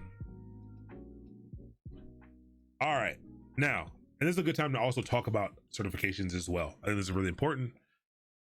AWS certifications. This course is in fact designed around the AWS certified cloud practitioner certification. Why is it centered around that? Because I think that is I took a look at the training materials for it. I took a look at what the exam is. I've taken the practice test for it to kind of see what kind of questions it was asking, and I think it is I really do think it's an excellent entryway into the cloud. I think it focuses on the right things. I don't think it's having things just for the sake of knowing things. I think it is conceptually a great test exam. I don't necessarily think you need to grab the exam. I think you should grab it if you are in what you consider to be a non-technical role and you wanted to learn about the cloud. So if if you're a scrum master, project manager, or some kind of executive, I would actually highly advise that you go get the certification. There's also some kind of like business one that's interesting that I think may be worth going with this. But I would recommend that you do that. If you are looking to do a more hands-on technical role with the cloud, you're looking to know this more in depth than conceptually, you want to get hands-on with it, you want to actually be implementing things with the cloud, I actually don't recommend you get this exam. I actually think you should study for one of the associate level tiers. Now, this information feeds into those. It's not like level 1, level 2, the way the studying goes. All this information is necessary for the next level, for the associate level of certifications. But that's just I recommend that you start studying for those. So let's take a look at what the where can I see which exams they have? All right, perfect. So foundational, this is where we're looking right here. The foundational level, that's what this certification is for. Yeah, there's, again, this is going to teach you what the cloud is. So we learned a little bit about what the cloud is tonight, but it's going to teach you like Amazon's take on what that means. It's going to take you through their services, their service offerings. So like I said, they have over 170 services. I think it's 175 right now that you can use. These are all computing resources, some type of a computing resource that you can utilize to be able to solve a problem, whether it be compute, whether or not you need to do something with machine learning or databases or something. There's over 170 services. You can say, hey, I'm going to grab this service so that I can achieve this task. These services can then again be put together, can be used in tandem to solve bigger problems. But this is going to mostly be getting you familiar with those services, how to determine how much you're going to be charged for them. Billing is super important inside of AWS. Bills can definitely run away from you. But if you're on top of your stuff, you can run production websites that serve hundreds of thousands of people. I'm not joking, for like dollars per month if you do it correctly. So understanding how to do this stuff properly, can honestly make or break a company sometimes. But don't be afraid of it at all. But this is what we're focusing on now. But it's a focus on this. Like, we're gonna cover all the information necessary for this, but this 8-week course is also heavily going to feed into these. You're gonna learn a fair amount about these here as well. The intermediate level course will fully cover these, and these are, again, like I said, if you're trying to do a technical role with the cloud, if your goal is to get past more than conceptually understanding it, these are the certifications that I do recommend you get. I don't usually recommend certifications, period.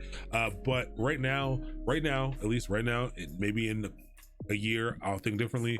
AWS certifications are, they have their value. They're not going to be held to super high regard everywhere you go. But Amazon has a partner network where, everyone in the organization, the number of people you have in the organization who are certified allows AWS to recommend you for more projects or help promote your company, and you can get certain resources and things. So a lot of companies find that super valuable. But yeah, I've seen a lot of people ask for it before. I think like when I got my developer certification, I started getting like I was already getting blown up on LinkedIn, but a lot of people did reach out, a lot of recruiters, a lot of people, because they had roles which required that you do have that. But again, none of these certifications are necessary. I work with people who are way better at AWS than me and have zero certifications. Doesn't really matter. Your ability to prove that you know this stuff is really more important for getting jobs. But I think it'll help you get your foot in the door, especially if you're making a career switch, or like I said, this is your first time kind of getting into the industry. I do recommend you get these. They do cost money. I want to say this one's $100. I think it's $100. A retake, I think it's $50 if you fail. Retake is $50. I think you can't take it for 14 days. All of these, all the associate level certifications, they are $150. I think. I'm pretty sure. I think they're $150.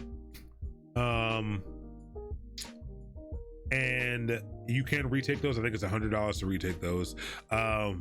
Yeah, they're not super easy. They are not super easy. The first time I tried to take one, like I have been working with AWS for about through 2.5 years, and I went to just try to take the Solutions Architect Associate. I actually failed it. I failed it because I didn't fully understand billing. I knew how to implement. I didn't know how to solve problems with it. I understood how to set things up. I knew how to configure things. And I didn't know anything about Elastic Beanstalk. And there were a lot of questions on there when I took it the first time. But they've changed the test. They change the test fairly often. I think it's a lot better test now that measures your knowledge a little bit better rather than making you memorize a bunch of stuff. There is because this is a product or platform specific exam, there is a lot of memorization. There is 100%. You're gonna have to memorize acronyms, all that stuff, but there's a lot of, for the Solutions Architect exam, there's tons of conceptual questions, scenarios. A company comes to you with this, they have these outstanding things. What can you do to make sure they're taken care of? And you have to choose the best answer. So it can take a little time to get good. This one, developer is probably the easiest of the three. SysOps is for sure the hardest. This kind of assumes you have some systems administration, a lot of systems knowledge beforehand. Solutions Architect is right in the middle there. But then you go up to the pro level certs. These are held in very high regard. They're very difficult exams, or at least they're difficult exams for sure.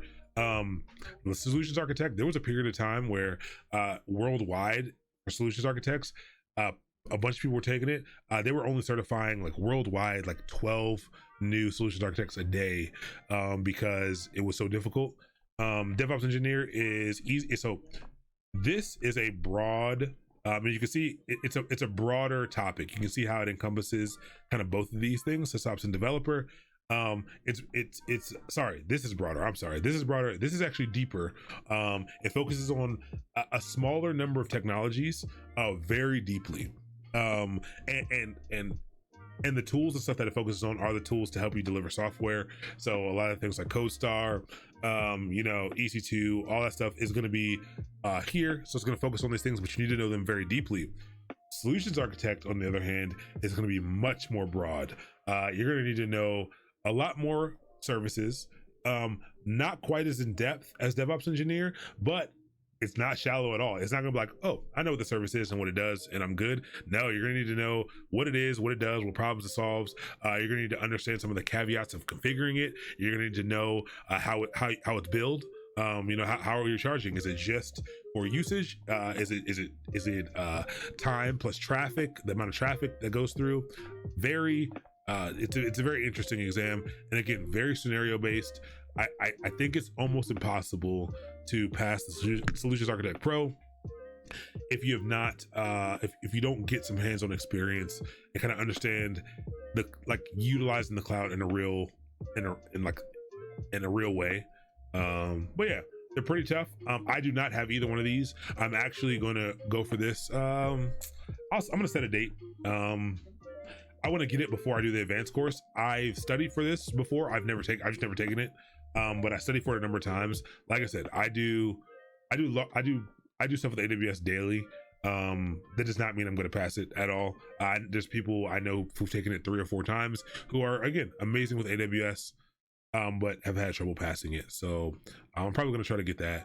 I probably won't get the DevOps one, but that's just because of the that's purely because of the where I'm trying to go with my knowledge rather than its value. And then you got some specialty certificates over here. You have some specialty ones over here for advanced networking, security, machine learning, Alexa, databases, and data analytics. These fall somewhere in between these two. Most of them fall somewhere in between these two, and then some are kind of at this associate level. Yeah, and so if you're, if you care about any of these very particular things, absolutely. I do think these are valuable. I don't have any of it. I've never taken them. I'm only giving you what I've heard about them. I know people who have taken all of these except for the Alexa skill builder, and I've heard solid things about all of them. So if you're interested in any of those things, you can certainly check those things out as well. So again, that's the full rundown. We are purely focusing on this one right here. Yeah, I think right now you can take them online. Some resources for this. Now, yes, I'm teaching you the cloud, but I think it's super important that you're utilizing other resources. I think that some of you are going to learn great from me. You're going to be like, oh, I like the way he teaches things, but I also think there's going to be a number of you who are like, I do not like the way you present information to me. And I think it's important to find services to supplement or to even switch to.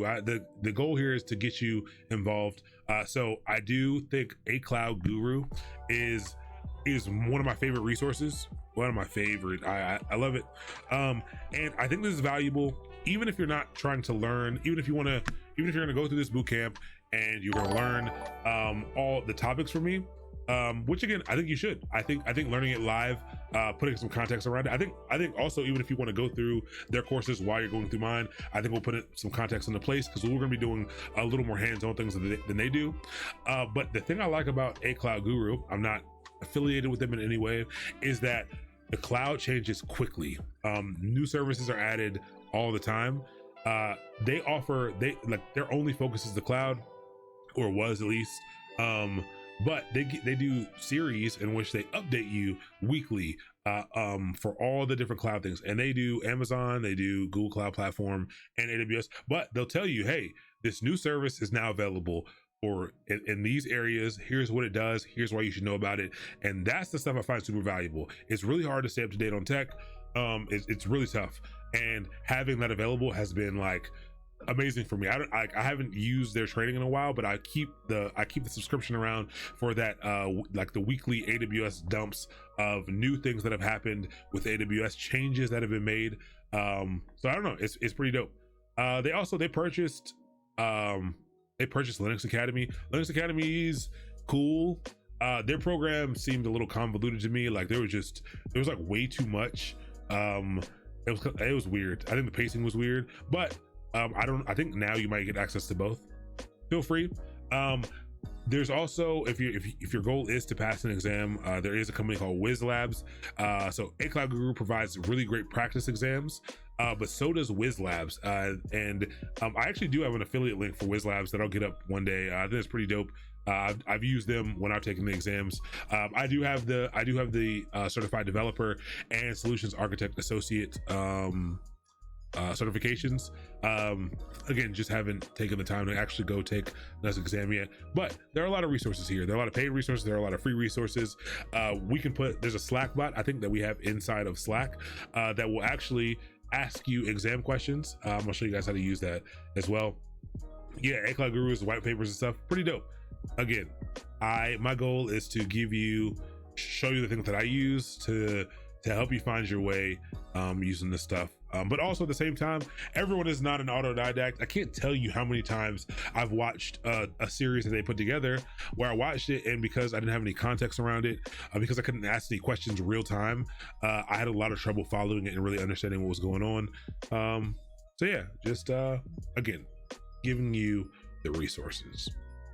And I think the last thing for tonight, like I said, tonight wasn't going to be crazy long. I think the last thing for tonight was to give you to talk about what we're going to actually be doing over the 8 weeks.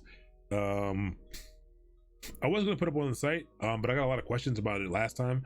I think I should still put the entire curriculum up there, because it's not in a format that I can give to you easily right now. Let's see if I can share this with you easily. I'm gonna put it up on the site tonight, but I'm gonna talk you through it real quick because I have no way to get this onto the screen. Actually, hold on, share. Let me share this with, I want public access. No, I'm just gonna log into Notion right now. I use Notion for all of my notes and stuff. Continue with Google. Let's see here. The curriculums. What are we doing? Horizons. I don't like this white theme. All right, so this is the apprentice level for this course, and this is the curriculum. And I'll get it. Like I said, I'll get it up on. Ignore all this stuff. This is stuff that I drew. I know it's small. What is the next 8 week focus on in terms of AWS certs? Colorblind Dog, this just focuses really on everything that's encompassed in the Certified Cloud Practitioner cert, and it starts to dive into the things that are in each of the associate level courses. But here we go. Notion's pretty dope. So today was syllabus day, and what is the cloud? Tomorrow or Wednesday will be account setup and tour. So we'll talk about accounts, and so this is not just talking about accounts in terms of, hey, go here and sign up. AWS accounts, the concept of an AWS account and what it entails is an important thing for the exam. We'll get our computer set up. So there's we're gonna get an IDE installed, or not an IDE, a text editor installed for some things that we're gonna be doing, as well as getting the AWS command line at least installed. We probably won't configure it yet. And then we'll be talking about AWS's global infrastructure. So really how it's set up. We'll talk about regions, availability zones, a bunch of stuff. Again, not super important right now, but we'll do that next. Then we'll dive into the shared responsibility model. So this is starting to dive into some of the security concepts. We'll dive into we'll dive into the first real service. So next Monday we'll dive into the first real service, which is a big one. IAM, very important, but this is kind of our first foray into some of the security that goes on with AWS. After that, we will dive into some more of Amazon's biggest and most important services, especially the ones that are covered on this exam. EC2, very important. We'll dive into that. We'll also be learning about Linux. You'll learn some Linux command line stuff, because I think that's super important. Very basics of navigating the Linux command line. I think it's going to really help with the things that we're going to be doing. And we'll do a two-parter there. So we'll come back, we'll do that. We'll set up a web server. We'll get hands-on. You'll see these services in action. You'll set up real cloud infrastructure there. Then load balancers and auto scaling groups is what we'll talk about next. Super important. These are the way, this is one of the biggest reasons why the cloud is amazing. Things have shifted. These are kind of less important now. Well, they're still very important, but there are other options now. S3, very, very important service. And we'll set up some static hosting websites, and we will, move data around. Same thing, two things, S3, CloudFront. Then we'll talk about some deployment patterns and best practices. So this is going to be a little more theory, and practice than AWS related. These are things that are not AWS related, but they're pretty important to know. The way that people, deploy their code, the way that people deploy their applications, we're going to learn about that stuff. We'll learn about some of the on-prem services they have. So on-premises, so the cloud is distributed stuff that's distributed network resources that are Amazon's. On-prem services are maybe resources that you have, that you purchase, servers and resources that you purchase, that you have on premises at your own data center. And then we'll talk about RDS, which is databases. So how about some databases? Then we'll do a lab with Elastic Beanstalk. The only reason these don't have cool icons is because there's no 11 and I can't put 2 icons here. It stops at 10, so I'll figure out something to do with these. Then we'll learn about cloud formation. So we'll dive into some infrastructure as code stuff, and you'll learn about cloud formation and the cloud developer kit. So how do you programmatically create things within the cloud? We'll talk about DNS and Route 53. Here you'll learn how the internet actually works. You'll probably learn about that beforehand, but you'll understand how DNS works and how when you type google.com into the browser, how it actually like knows where to go to get the information that it needs. All very important. And Route 53. Then we'll learn kind of about systems management and how to both keep track of our systems and know what's going on, how to get some observability. We'll get into some cloud security towards the end, and then the very last thing we'll do is we'll hear from some cloud engineers. We'll do panels. We always wrap up each of the boot camps with a panel. This one will be cloud dedicated. You'll be able to ask all the questions you want to a few cloud engineers, people who are experts within AWS. Yeah, and it'll be fun. Those are, like I said, I always love the panels. We want to do more panels, to be honest, because people seem to like those a lot, and I get so much out of them. Like the questions people ask are pretty dope. But that's everything. That is everything. This is just some notes that I took on my iPad when I was kind of starting to kind of create this course. But yeah, I'm going to get this up on the website so that we can refer to it each week so that you can know what's coming up next week. Also to give you a chance to either skip out on things that you don't need to be in on, or to really prioritize days, you know, if there's that you want to be live. If it's like, oh, well, you know, I gotta watch my kids. Me and my wife are working something out, and you know, I maybe this Wednesday I'm gonna be live because I want to be able to ask questions, and I'll watch the rest online or something. I don't know, whatever makes your life easier. I think knowing what's coming up may be super helpful for you. So I'll find a good way to add this to the site so that you can see the curriculum. Book recommendations to read alongside the course with. So I would say no for this particular course. I don't know about any I don't know about any books in particular that deal with cloud computing in particular. I have a lot that deal with once you get into some of the implementation of things, whether or not you want to use this stuff for you know, if you want to move into DevOps or infrastructure, or I don't know, there's a bunch of books. There's a Phoenix Project. There's a bunch of the common ones. There's yeah, I mean, there's some books for doing things the hard way. There's a number of them, but I don't have any. So if anyone has any, feel free to post them, to link them. I will also I highly encourage we get in the Slack, and maybe we can start creating threads to follow resources for things like this. We could pin it to a channel. Maybe we can pin it to general, to be honest. Start a thread, pin it to general that people can start plugging resources into. We can do that for each of the boot camps. I think that would be cool. Would I recommend doing both courses together? Absolutely. All of the courses can be done together, but it's worth noting the pipelines course is an intermediate course. There's a number of assumptions I'm going to make about that course, so it might be kind of tough to dive into that. It's not like I'm not going to start out day one extra wild and like way up here, but there's a lot of things I'm not going to cover because we just did 12 weeks of kind of intro to DevOps. I highly recommend you take this one and decode it together. I really do. If you are planning on doing some engineering around this stuff, if you are planning on, you know, getting hands-on and with cloud computing, I highly recommend it. I've had a number of discussions with people about the value of understanding software.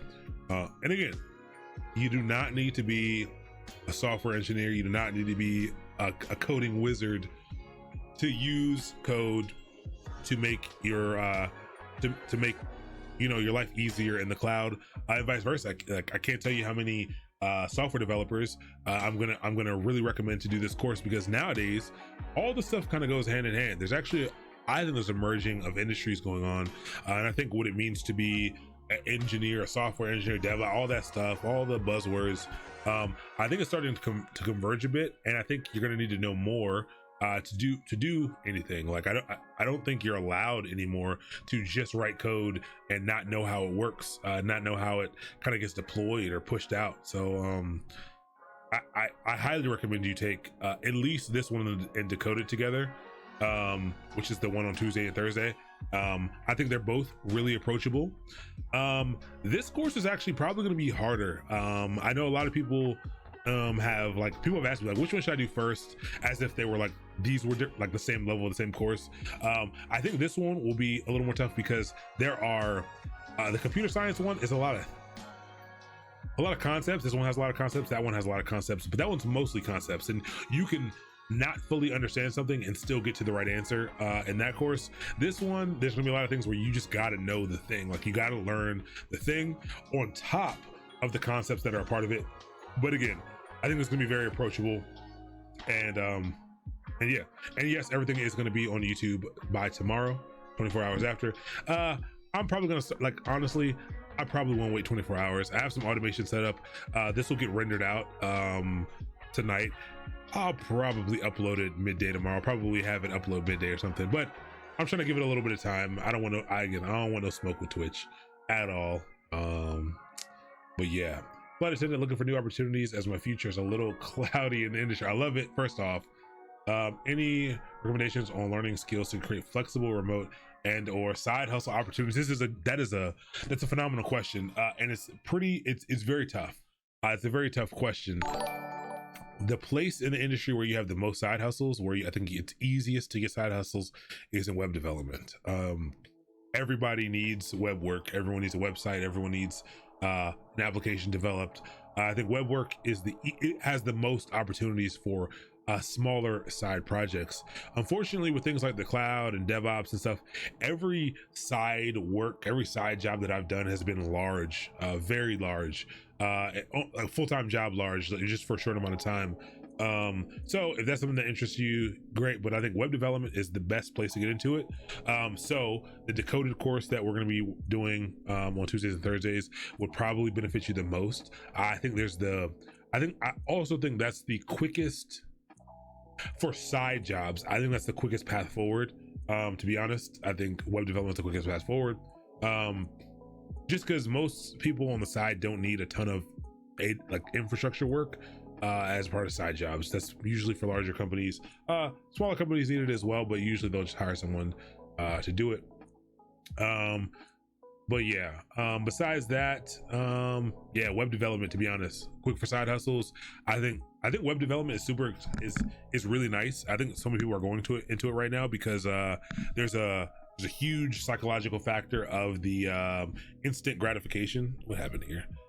You can kind of see what you're doing immediately, and it's easier to kind of figure out what to practice with, because it's like, all right, I can think of a website to build, but some of these other things, I can't think of a project to build for some of the other things. But yeah, web development is what I would say. We are actually building a web development course. It's actually going to be called Domination, capital DOM. Probably in the next 8 weeks, the next iteration of 8 weeks, we'll probably be running the beginner web development one as well. Again, all the stuff from the software development one will make the web development one much easier, to be honest. There's a fair amount of overlap there, but the web is in fact its own specific thing. But yeah, Domination that's what it's gonna be called. We try to think of some of the names are cheesy, but we're having fun with it. Got to make it as fun as possible. They're all journeys. It's all gonna be dope. Actually, you know what I'm gonna do? I'm gonna convert this. Again, if you guys are looking for a note app, Notion is like, I love Notion. Like, it's got like to-do lists, and like you can put little icons everywhere. And like, actually, if I go back in Horizons, look at this. Look at the cover photo. Oh man, like the way it's laid out is like super nice. It's a journey. I'm creating the journeyman and master courses here. I'm not calling you all babies. I know. I was gonna try to put like a baby here, and then like a teenager icon here, like, and then like a old man icon here for master. Just to kind of, I like visuals. They help me out a lot. Definitely help me out a lot. You're gonna teach Selenium with that stuff too. Probably not Selenium, but we will teach. We will absolutely be teaching software testing. We'll teach how to write tests. We'll teach test-driven development, and we'll practice writing tests.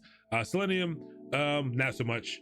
But yeah, playlist that we're listening to is Chill Hop. It's Yeah, Chill Hop Radio is what we're listening to, and this is on it's on YouTube, but we're listening to it on Twitch. Someone put it on, not Twitch, someone put it on Spotify. Let me share. Copy playlist link. There we go. But now we have plenty of time, so ask away. Ask any questions that you have, ask away. Like I said, today and maybe next time are probably the only 2 times. No, I think next time probably not, but are the only 2 times that we're going to end probably before 9. I did schedule till 9:30 just for your own scheduling purposes, because there are days that will go to 9:30, but most days will probably only go until around 9, just to be clear. That you just, yeah, and I'll always try to give you as much time as you can get back. I'm not going to try to artificially fill the time at all. Your time is valuable, my time is valuable. Yeah, so if you have any questions, I'm definitely sticking around to answer them. This is my first Twitch experience. Absolutely. I'm it's a wonder bar. I love it. Excellent, E-Double. I'm glad I'm really liking Twitch. Like, I'm learning about the I've actually been taking some time to watch some game streamers and understanding some of the things that they do, because I was like, man, it seems like they're interacting in a way that I have been able to interact, but it was because I didn't understand what was going on. And like I said, I still, at the beginning, you guys kind of overwhelmed me a bit, but I'm learning. I'm definitely learning. Tried my foot in tech in 2013, but now I'm finishing up my degree. Yeah, so that's dope. So so actually, B Rubio, I love that. I think a lot of people are always like, oh, do I need a degree in computer science or something to do this stuff? Absolutely not. And I actually think it's super valuable to learn the cloud from someone and coming from other industries, because you'll have a different perspective about how to apply it, because a little more. Like, even if you did study this stuff, you're studying the technical pieces of it. That doesn't necessarily teach you how to solve the problems. I think when you're coming from a different background, you get you have some idea about how, like, the things that you're learning, how S3 or how CloudFront can, like, oh, like, I wish I had known about this in my last job, because we could have used this to solve this problem that we have. So that's pretty dope. What will the journeyman prepare us for? Journeyman, mid-level, it's the intermediate level of all the courses. For Horizons, it will prepare you for the it'll prepare you for the associate level courses, certifications.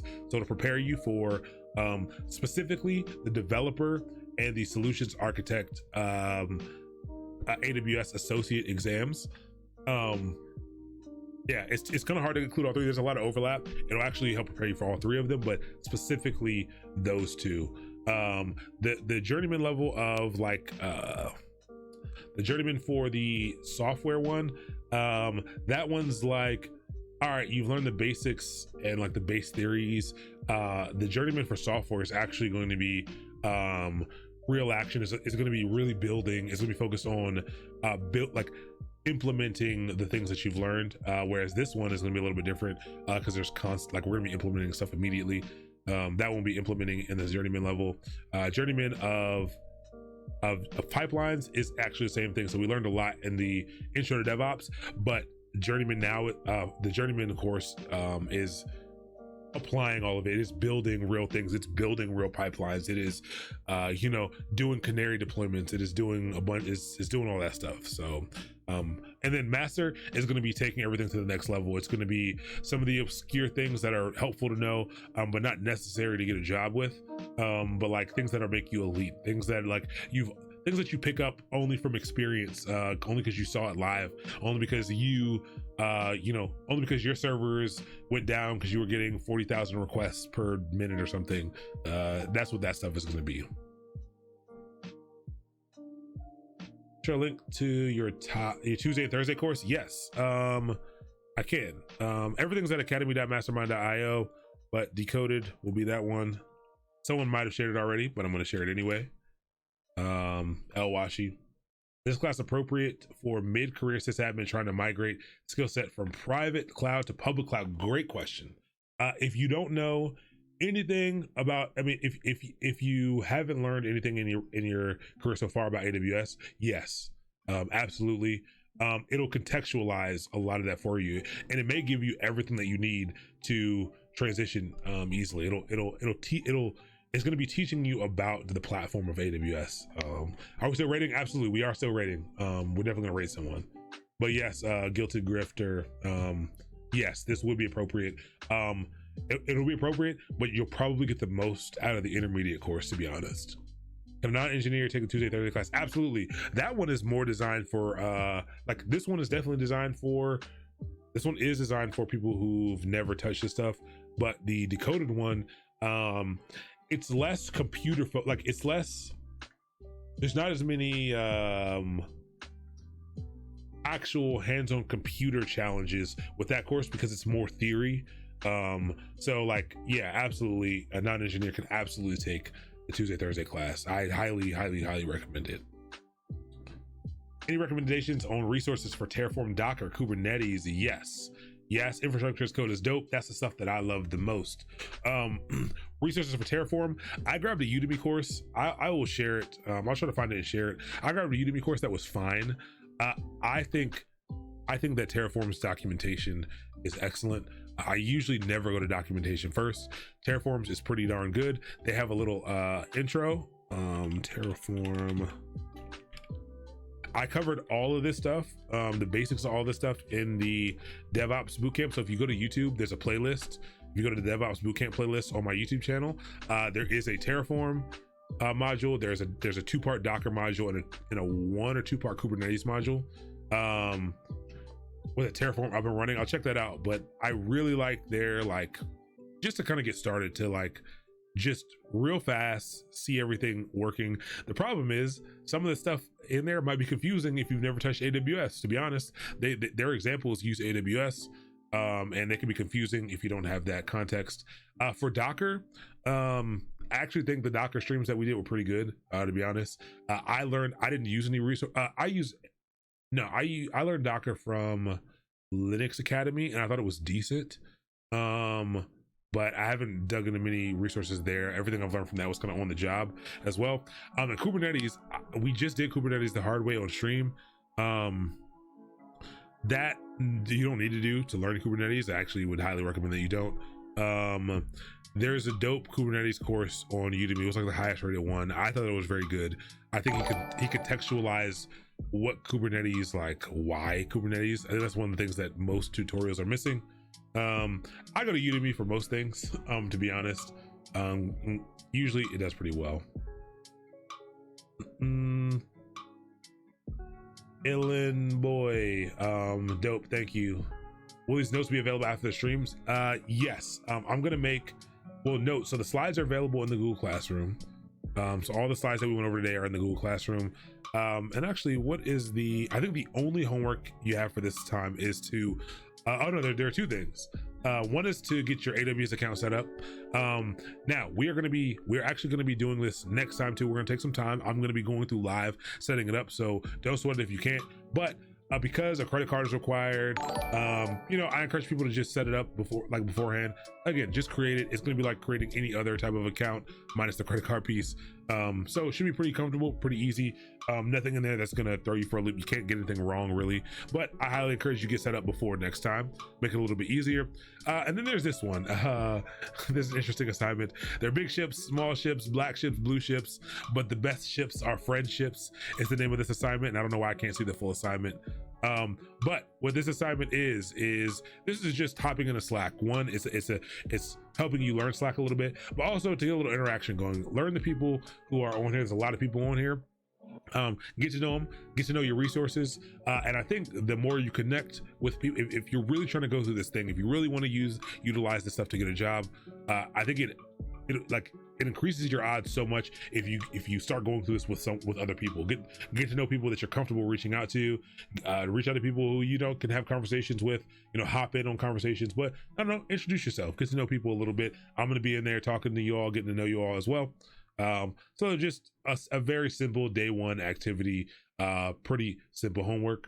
There will be more resources and more homework after the next time because we'll be covering some specific AWS topics, and you won't get any of your quizzes until the second. You'll get a quiz for the whole week, so the quiz will cover everything in the entire week. So after the week's over, whenever the second class is over, that is when the quiz will drop as a part of this stuff on Wednesday. So that's when you can expect that, and there'll be other resources. Again, I'll usually include YouTube videos. I have a number of YouTube videos, a number of reading materials. There's some sites that have activities on them that I'll send you to as well. Like I said, do your best to get through them, and then again, you always have the slides in here as well. So if you want to go back, if you want to reference anything, they will be there for you. Cool. All right, you're probably already gone. Bextow. Good night from London. Pretty dope. Yes, all of them will be free. Every course on here is free, completely free. Completely free. I'll have time to tell you about this before. I don't know why I didn't tell you about this before, but yes. So Mastermind has grown from just doing these streams. Mastermind started out all I want to do was scale technical training. I wanted to figure out a way that we could scale and give access to a lot of people. How could a lot of people learn this stuff? How could people who couldn't afford to take a boot camp or take time off to do boot camp or things like that be able to get this information? So that's how it all started, but it's grown from that, and now we are also getting people placed. So we're turning into a full technical talent pipeline company, and so again, this is where my passion lies. This is the thing that I love the most. But again, I mean, this in itself, it is a viable business model. It's pretty interesting. I'm starting to work through some connections with partnerships with companies to be able to sponsor some of these things so that we can actually do a lot more for you. More courses are coming out, but this is something that I'm super passionate about and that I would like to do full time. So we started doing placements, and started to connect companies to you all, and to advocate for you all. So it's not even just hey, there's a job over here, here's an engineer. It's really finding out from you what it is that you want to do, and what your struggles are and what you're good at that's not tech, so that we can advocate in those ways for you, and help you navigate the industry. Me and Terrence is usually on here. He might be in the chat right now. You'll see more of Terrence, but he's doing this thing with me. And we've spent years navigating the industry, and we want to help. We just want to help people be able to navigate it. That's all. We're not trying to place 100 people a month or anything at all. We're simply being a resource for companies to come to be able to find you, and we've already actually been solicited by a number of companies who are like, hey, we love this, we see the chatter and your chat. We've noticed there are people there that we could use. So we're working through what that looks like with a lot of companies right now. So there'll probably be a portion of this where there's where we have featured jobs and things like that for the week or for the month. But yeah, so if you want to send me your resume, feel free to send us your resume. We'll reach out to you and kind of talk to you about it, talk about what you want to do. Even if you're not in, even if you think your resume's not up to par, you don't know all the stuff yet, we'd love to start that relationship with you now and just talk to you about what you want to do and to help get you on the right track. I want to be a resource. That's why I do it. I want to be a resource, again, and that's just a way to keep the lights on. This is the primary focus for me, at least. That is why if you go on our website, our mastermind.io website, Terrence is the chief people officer. He's going to be the one heading up most of the things in regards to getting people placed. So again, very much more specific information will be coming out about that and the process in which we're going to be doing things. But we are doing that. We've actually, a lot of good has already come out of this. Take the AWS search without experience after we finish the course. Yes, you do not need AWS experience at all to take the certified. You don't need AWS experience to take any of them. They recommend it for some of the associates as well as the professional. You do not need AWS experience for the certified cloud practitioner. You don't need it for I also don't think you need it for the associates. It does help, but I don't think you need to know it. How much coding is involved in AWS? None. There's no coding involved in AWS. You can I know there's some people who are probably AWS pros out there who are like, what? No, yes, no. You can do you can do everything without coding. You can actually do everything without coding. And the stuff that you would consider coding, that you're probably thinking about in your mind as coding, is actually more configuration than coding. And you'll see that. So we will be getting hands-on, and we will be doing probably we'll be doing a bit of what you consider to be coding. But it's a little bit, it's more configuration. It's not as complicated as you think. It's not the same level of logic that is usually involved when you're talking about coding. So don't stress about that at all. Yeah, the theory, prereqs for decoded, no prereqs for decoded at all. We're gonna be touching a number of languages, probably mostly Python and Go. We'll do JavaScript stuff as well. No prereqs for decoded at all. Difference between ServiceNow and AWS is a great question. So ServiceNow is a tool. They do have, I believe ServiceNow does have a cloud. But ServiceNow is a tool. It's a configurable tool for workflows, for people set up service desks with them. But it's a platform itself. It's not a cloud. So it is a platform that runs on the cloud. ServiceNow probably runs on AWS, but ServiceNow is a tool. It is software. AWS is the underlying computing resources that are used to run ServiceNow. So we're hitting like the ServiceNow site, and actually, let's see if they're even. Let's see what we get really quick if we do not curl.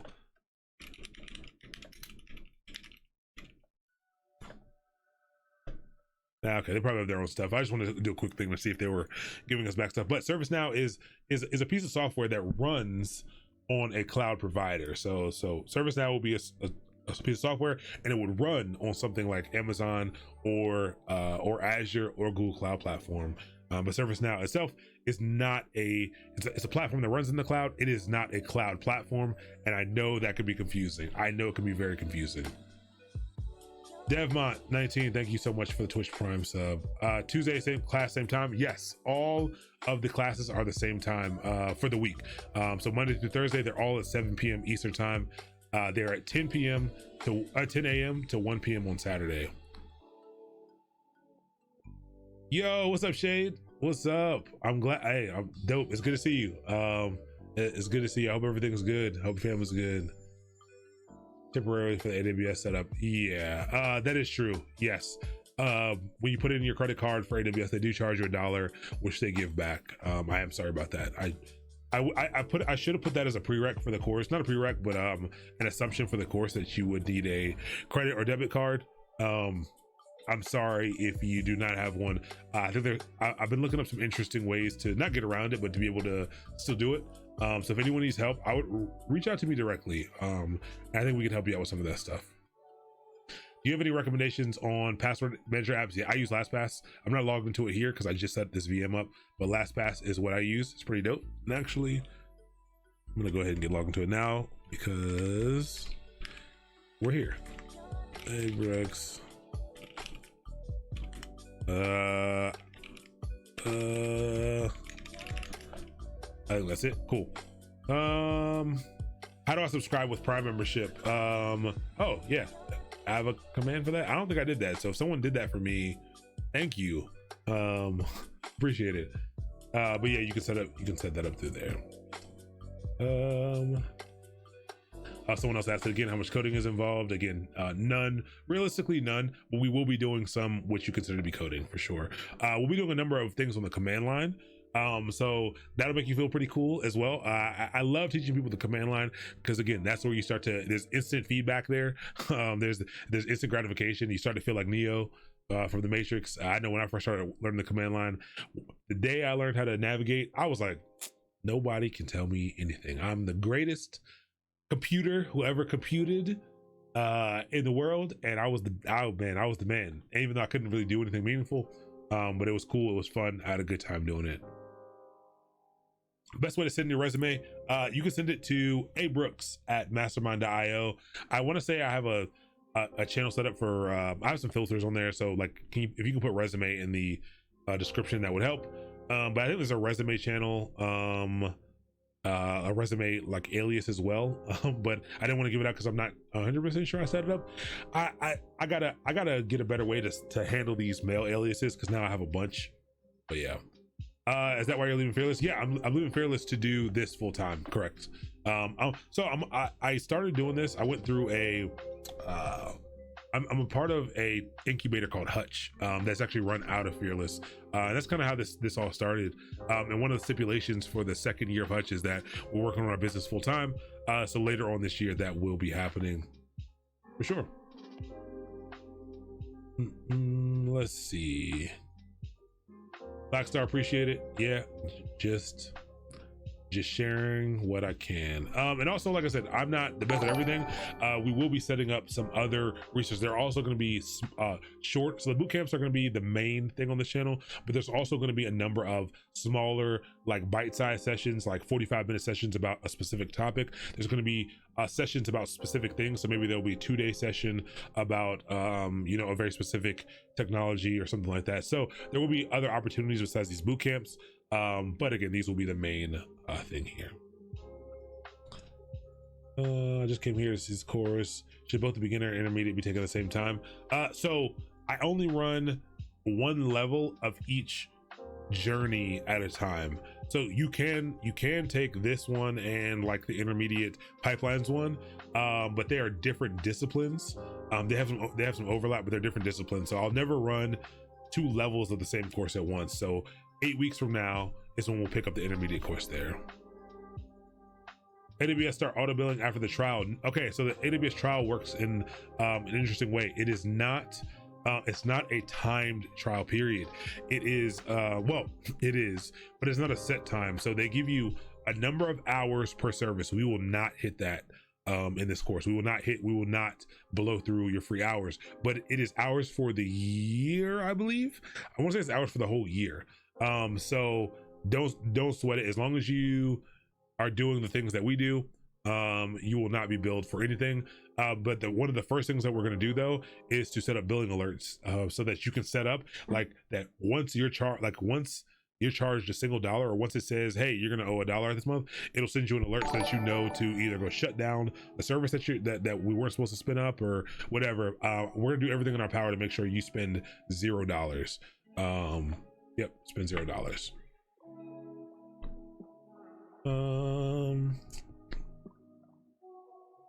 All right, finally making it to the bottom. What's up, Terry Brown? Good to see you. Welcome. Lee Fearless Steve. You knew that, Steez. You knew that, man. Is there a price point available for? Yeah, no, free. Always free. They'll always be free. The RY is to make these accessible. And again, it's already become a viable business model. The reason why we do it on Twitch is one, because of your generosity. Thank you, everyone. Like you guys, people have supported this, and I appreciate that. Companies are looking to support this as well. The goal is to put the training on the companies. The companies want to utilize your talent. The companies should support your training. I think think that's how it should be. People want people who can do the work. I think that they should be the ones footing the bill. And because we can do one-to-many trainings here, because one person can teach lots of people, the cost for that is much less. So you don't have to pay $5,000 per engineer. Companies come through with a few sponsorships. We're more than good to go to keep doing this. But we're fine right now to do it. This isn't going to stop, and it's always going to be free and for everyone. So share it with anyone you know, and keep an eye out for all the new courses. We're going to keep the content in the courses pretty open to the things that we're going to be doing, and we are going to be covering things that cover the entire software development lifecycle. So not just cloud, not just coding. We're also going to be doing things like design. Like I won't be teaching those obviously, but I will be doing things like UX and UI design and Scrum mastering as well, and product management within product and project management within the tech industry as well, because those things are all very important, and all these are there are a number of non-technical roles that are part of the tech industry that we're going to be covering as well. So yeah, just keep an eye out. All of them are free. Advanced is free. All of them are free. Yes, not all AWS services are part of free tier. That's very true, Key Lime. But everything that we're going to be using is in fact going to be a part of the free tier. Yeah, I mean, absolutely. So we've started to see that already. So we've actually got a number of not a fit well, there's been a number of we got a number of placements. You'd be surprised at how when we first started, we got a number of referrals immediately. Like we referred just like people reached out to us and like, hey, looking for a job, and we were able to pass people like to kind of our network, and we got like 4 or 5 people just like it didn't make us any money, but again, we're here to help. And so that's why we kind of started doing the placements, because it was like, oh well, that was easier than I thought. But again, the goal is not to we're not going to be able to get everyone a job, but what we are going to be doing is advocating for you. So it's not just going to be sitting back and waiting for companies to come to us and say, hey, we have a job. It's going to be going to companies and convincing them why one, they should invest in engineers like you all who are actively investing in yourselves to come into things like this, and to learn these things. Why I think there needs to be the advocacy needs to be a big part of getting more junior engineers in the industry. The industry, the reason why salaries are so high in the industry is because everyone just keeps wanting people with the skills already, and so you got to pay more. You got to pay more for them because there's less and less people who are qualified for the new thing that you want to do. But advocacy, I think more companies are starting to come around. Hey, we need to start investing in more junior talent. And so, you know, there's always space for senior and mid-level and senior talent. There's plenty of jobs for those spaces, but we're really going to be advocating for the juniors, and finding really dope companies that would love to work with people like you all.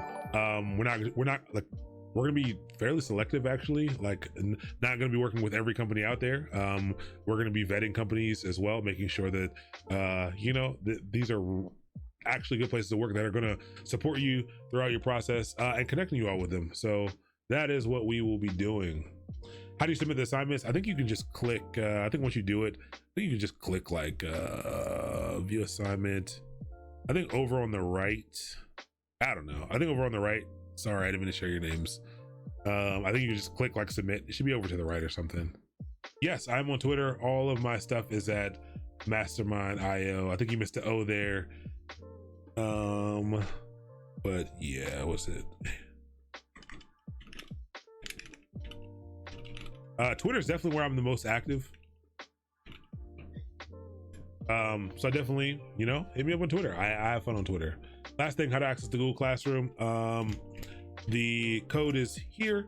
Whoops, I didn't do that. Oh, my bad. That was fast. You got docked real fast.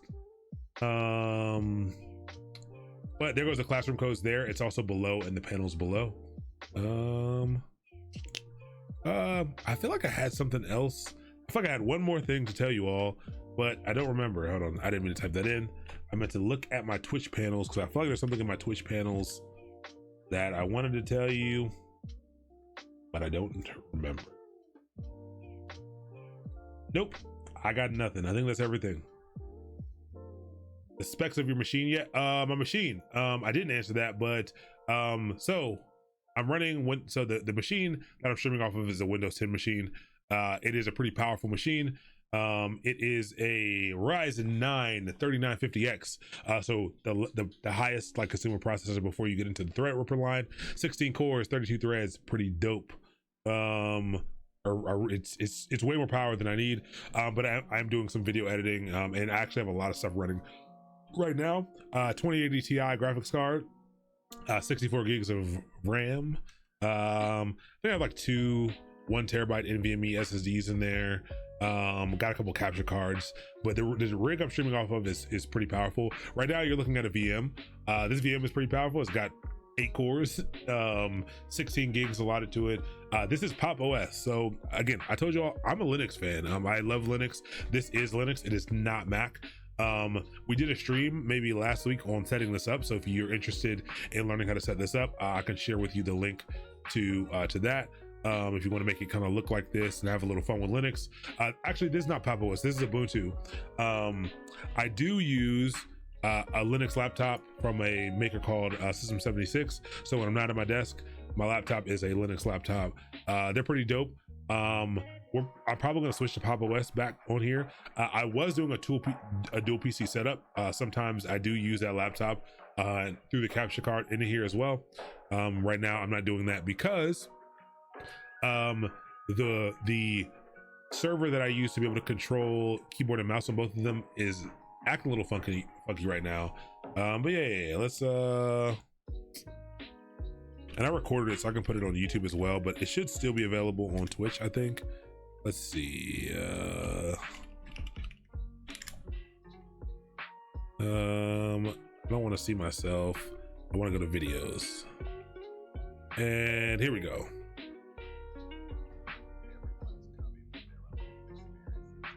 There we go. And so this will work for both Pop OS and Ubuntu or any Debian based distro. You can look through that. It'll help you figure out just how to make it like look a little nicer. So I'm a huge fan of creating an environment that inspires you, that looks good.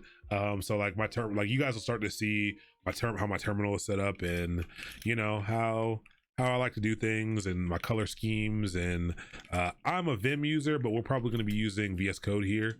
But just like I know, don't sweat it if you're like, what is he doing right now? Not important. We're just, oh, I'm already in documents.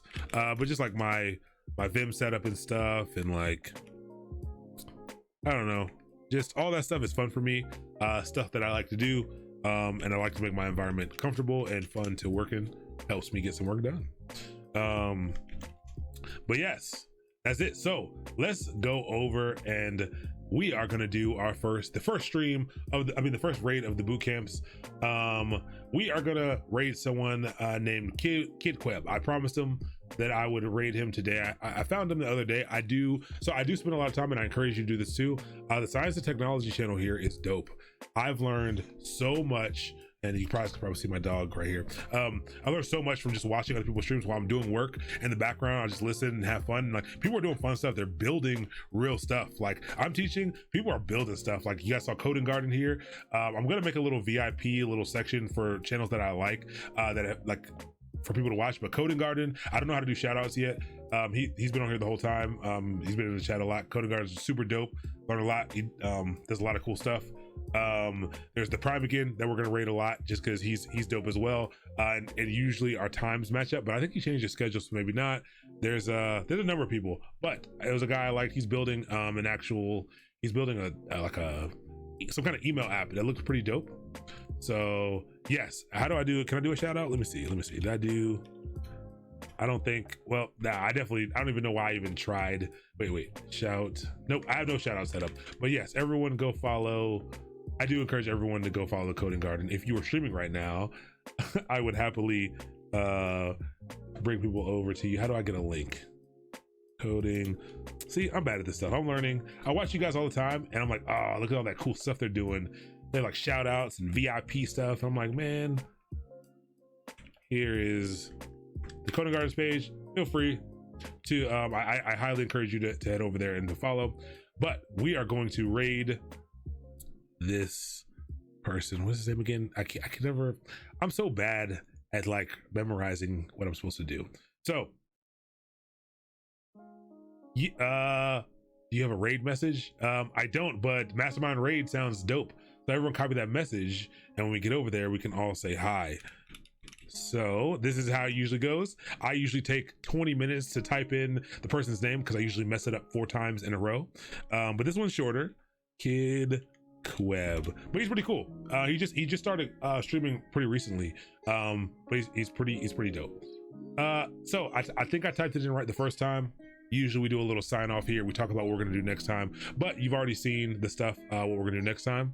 You don't have to do anything for the raid. I'm gonna click a button. Something's gonna pop up to say, hey, we're gonna raid this channel. You can just click yes. Yep, just stay here and it'll happen automatically for you, and you're gonna start seeing someone else. But thank you all for the amazing stream tonight. Really set some I'm floored by not only your generosity but the amount of people, just participation. Super dope. It's making me super excited about the rest of this boot camp. Tune in tomorrow if you are interested in the Decoded boot camp. And again, don't forget we have the Pipelines boot camp starting on Saturday. Let's go raid Kid Queb. We're counting them down. We're gonna raid in 8 seconds. 7, 6, 5, 4, 3, 2, 1. Remember, go say hello. Take a look around, see what he's doing. He's building some real stuff. May help. Even if you don't know what's going on, you can learn a lot through osmosis. So let's check it out.